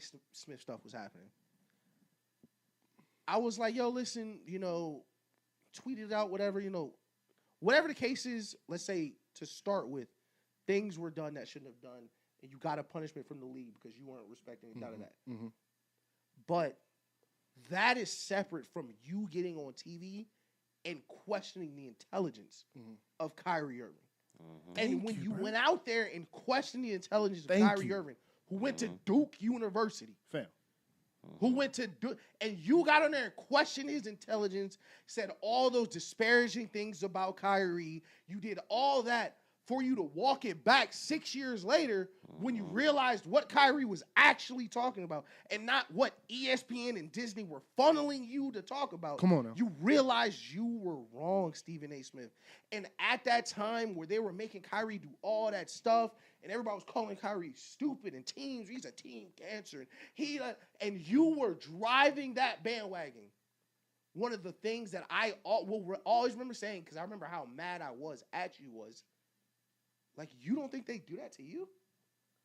You don't think if you get out of line that they aren't going to use that as an example to the next nigga not to get out of line? And they can't wait for you to get out of line. Literally. You think they want to play a black man $20 million a year, my nigga? Mm-hmm. Like, that's why it's so frustrating, because it feels like, bro, like, we tried to warn you, and this is why I'm still on both sides of it, was like, it feels like, especially like when we looked at the winners, it felt like, especially because the press release they put out of it talking about Jasmine Crockett, Kamala Harris, and I can't remember if they had a third person, but like, it feels like, well, to me, and I only say this feels like, these two things are true. They are punishing you for getting out of line, and 2, you deserve it because you are the person who did this to other people. You cannot be the face of, yo, listen to what everybody's saying. Kyrie's stupid. Why would you do that? Da-da-da-da. And then 6 years later be let's hear both sides out. You chose a side. It's too late now. And what Kyrie was trying to tell you before is what you are finding out now. It is no middle ground. It is not I could just do this sometimes. Like, once you cross over, there is no love between that. Like you said, if the NABJ wanted to do this a different way, they could have. Like Daniel said, it's money, relationships, time that you put into them. Where if they want to do this another way, they could have. But because of what you did and how far you took it, they're just putting you back in line now, just like you did with Kyrie. Come on, man. Man, that's beautiful, man. So, we are at 2.5 hours, so we're not going to do the NFC West because it deserves more than 12 minutes because it's the best division in football. So, the South is next week. Who the fuck cares about the Buccaneers? Right. So, we'll do the NFC West with the South next week. Yeah, true. But I do want to ask before we get out of here, just some quick football questions real quick. And these, but they're good. They're good. Okay, yeah. So we'll cut this little part out. What was I about to actually? You get. All right, okay. So, all right. I'm a my wife guy now. By the way, I was telling Nelson that. Yeah. Listen, I don't care if we recording either. I'm definitely a my wife guy. Like, I don't care. Like if niggas asking me like, yo, we gotta do something. Like even if it's TikTok, let me ask my wife. All right. This nigga is insane. So, Nelson, we have an elite group of quarterbacks. Joe Burrow will keep in there for one more year. Matt Stafford, Lamar Jackson, Patrick Mahomes, and Josh Allen obviously are the other four. What three quarterbacks this year are most likely to join that group? Oh, you said what three? Yes. Drake May, Jaden Daniels, Caleb Williams. Why? First of all, crazy aura from 2024. Start there. But Caleb Williams, he is perfect situation. Drake May, perfect situation. Yep. And Jaden Daniels is a dog. I just fuck with Jaden. Okay. Nelson, what about you? Drake May. Yep. Caleb Williams. Yep. Do they have to be? No. Don't have to be none. Jalen Hurts. Okay. I like it. No. I like it. Bro. I like it. You said Jalen Hurts gonna have a year 9 breakout? That's why I asked the question. No. I'm like, bro, okay, so. No. And this is why I say it's fair. Was Matt Stafford elite 5 years ago? Yes. No. Yes, he was. No one called Matt Stafford elite in 2019, twin. Who better, Matt Stafford or Drew Brees? I'm not Drew Brees, but I'm not saying that it's close to. And I'm not saying it's common. I'm not saying it can't happen. But Matt Stafford was an elite at year 12. Year 17, we're putting him in the elite category. So, yes, Jalen Hurts in year 9 can jump into the elite category. My answers were actually Jalen Hurts, Dak Prescott, and Drake May. I think those three are the most likely to jump in the elite category because Dak Prescott has the weapons. Jalen Hurts lost his weapons. So if he has the type of year he had 2 years ago, we're going to start calling him an elite quarterback, especially if they get to the championship game again. And then Drake May, obviously. Caleb Williams is on the outside looking in. 59% completion percentage last year. Really gets under my skin, though. So I got to hold off on that. Yeah, fair. That's fair. And the second question. Deshaun Watson, Shedeur Sanders. After the first preseason game, Shedur's going to start this weekend. Yeah. But after the first preseason game, what do you think the Browns should do at their quarterback position? It's got to be Shedeur, bro. And again, shout out to the Cleveland front office, bro. Please watch this TikTok, bro. The last thing you want is Deshaun Watson to play well. Financially, that is the last. Like, if you have an accountant, he is telling you this is the worst case scenario. Someone you pay $200 million plays good for 9 games and picks up the phone. Yeah. It's like, hey, man, I'm Deshaun Watson again. Yeah. You already gave me $200 million. You can't let me leave. Yeah. I need that. Yeah. And then he goes right back in the massage table, man, next year. Yeah. That's crazy. Nelson. You're crazy. Can I ask you guys a question? Yeah. What year is it? 2026. 2026. Okay. Why are we still having conversations about Deshaun Watson 2026? Why is Todd Monken? Hey, Shedeur Sanders, man. Have you guys watched Deshaun Watson play football in the last 4 years? I have. Have you seen anything that even warrants giving him a chance? I have not. Okay. All right, And that is my answer. I have no idea why you would start Deshaun Watson. I don't care if Deshaun Watson gets in the third quarter and throws for 700 yards. Why would you start him? There's nothing good coming of it. You're not going to be a good team. He's not going to lead you to the playoffs. Start with Shedeur. If Shedeur is bad and you have to bench him in the 8 weeks, then play Dylan Gabriel. If he's bad, then play my boy from Arkansas. Don't play. What is Deshaun Watson going to give you? Let him leave. He's a free agent after this season. Let him leave and go sign with Vikings after Kyler Murray fails and call it a day, fam.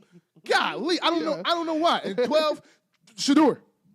The fact that this is a conversation is on you. You better show out this weekend. Yeah. I'm with you there. I think we need to just listen. Y'all made one of the worst contracts we've ever seen. Ever. And y'all just can't accept the fact. Listen, sometimes we miss. Facts. Sometimes you whiff, and you gotta just eat it. But y'all refuse to accept the fact that y'all miss and keep trying to act like there's something. It's over, man. It's over. It is. It's over. Shout out to Deshaun Watson burner too. You got any quick ones? Any quick things to hit at the end for keep for cut for? Oh yeah. Oh, I had one for sure. Oh, let's go. Keep for cut for 2026 NFL wide receivers. Love it. Oh yeah, let's go. Good. Yeah. Let's go. Let's go. Yeah, we ready? Yeah. Yeah. All right. I'm okay. Bet. Hold on. All right. Nothing ATL. We are back. Keep four, cut four. NFL right around the season. We're gonna go keep four, cut four. NFL wide receivers. All right, let's go. And I'm gonna start it. Listen, let me see if y'all make me mad earlier. AJ Brown. Which your Eagles fit on? Go ahead. Which your Eagles fit on? Make me mad. This is crazy. That is crazy. Yeah. That is crazy. Keep All right, work on let's one. make it fun. Every other one we get to pick. So you pick the first one. Okay. Yeah, I like that. Cut. We are cutting AJ Brown. That is okay. That's definitely cool. Cool. Number 2, Justin Jefferson. Keep. I got you. Come on, Jettis. Number 3, Amon-Ra St. Brown. Keep. Oh, I cannot believe you just did that. I like can't it. believe I Okay, said okay. everything. I regret it already. I regret it just that fast. So Just me right picking now- Teflon Don. Sorry, Chris. I know how you feel, gang.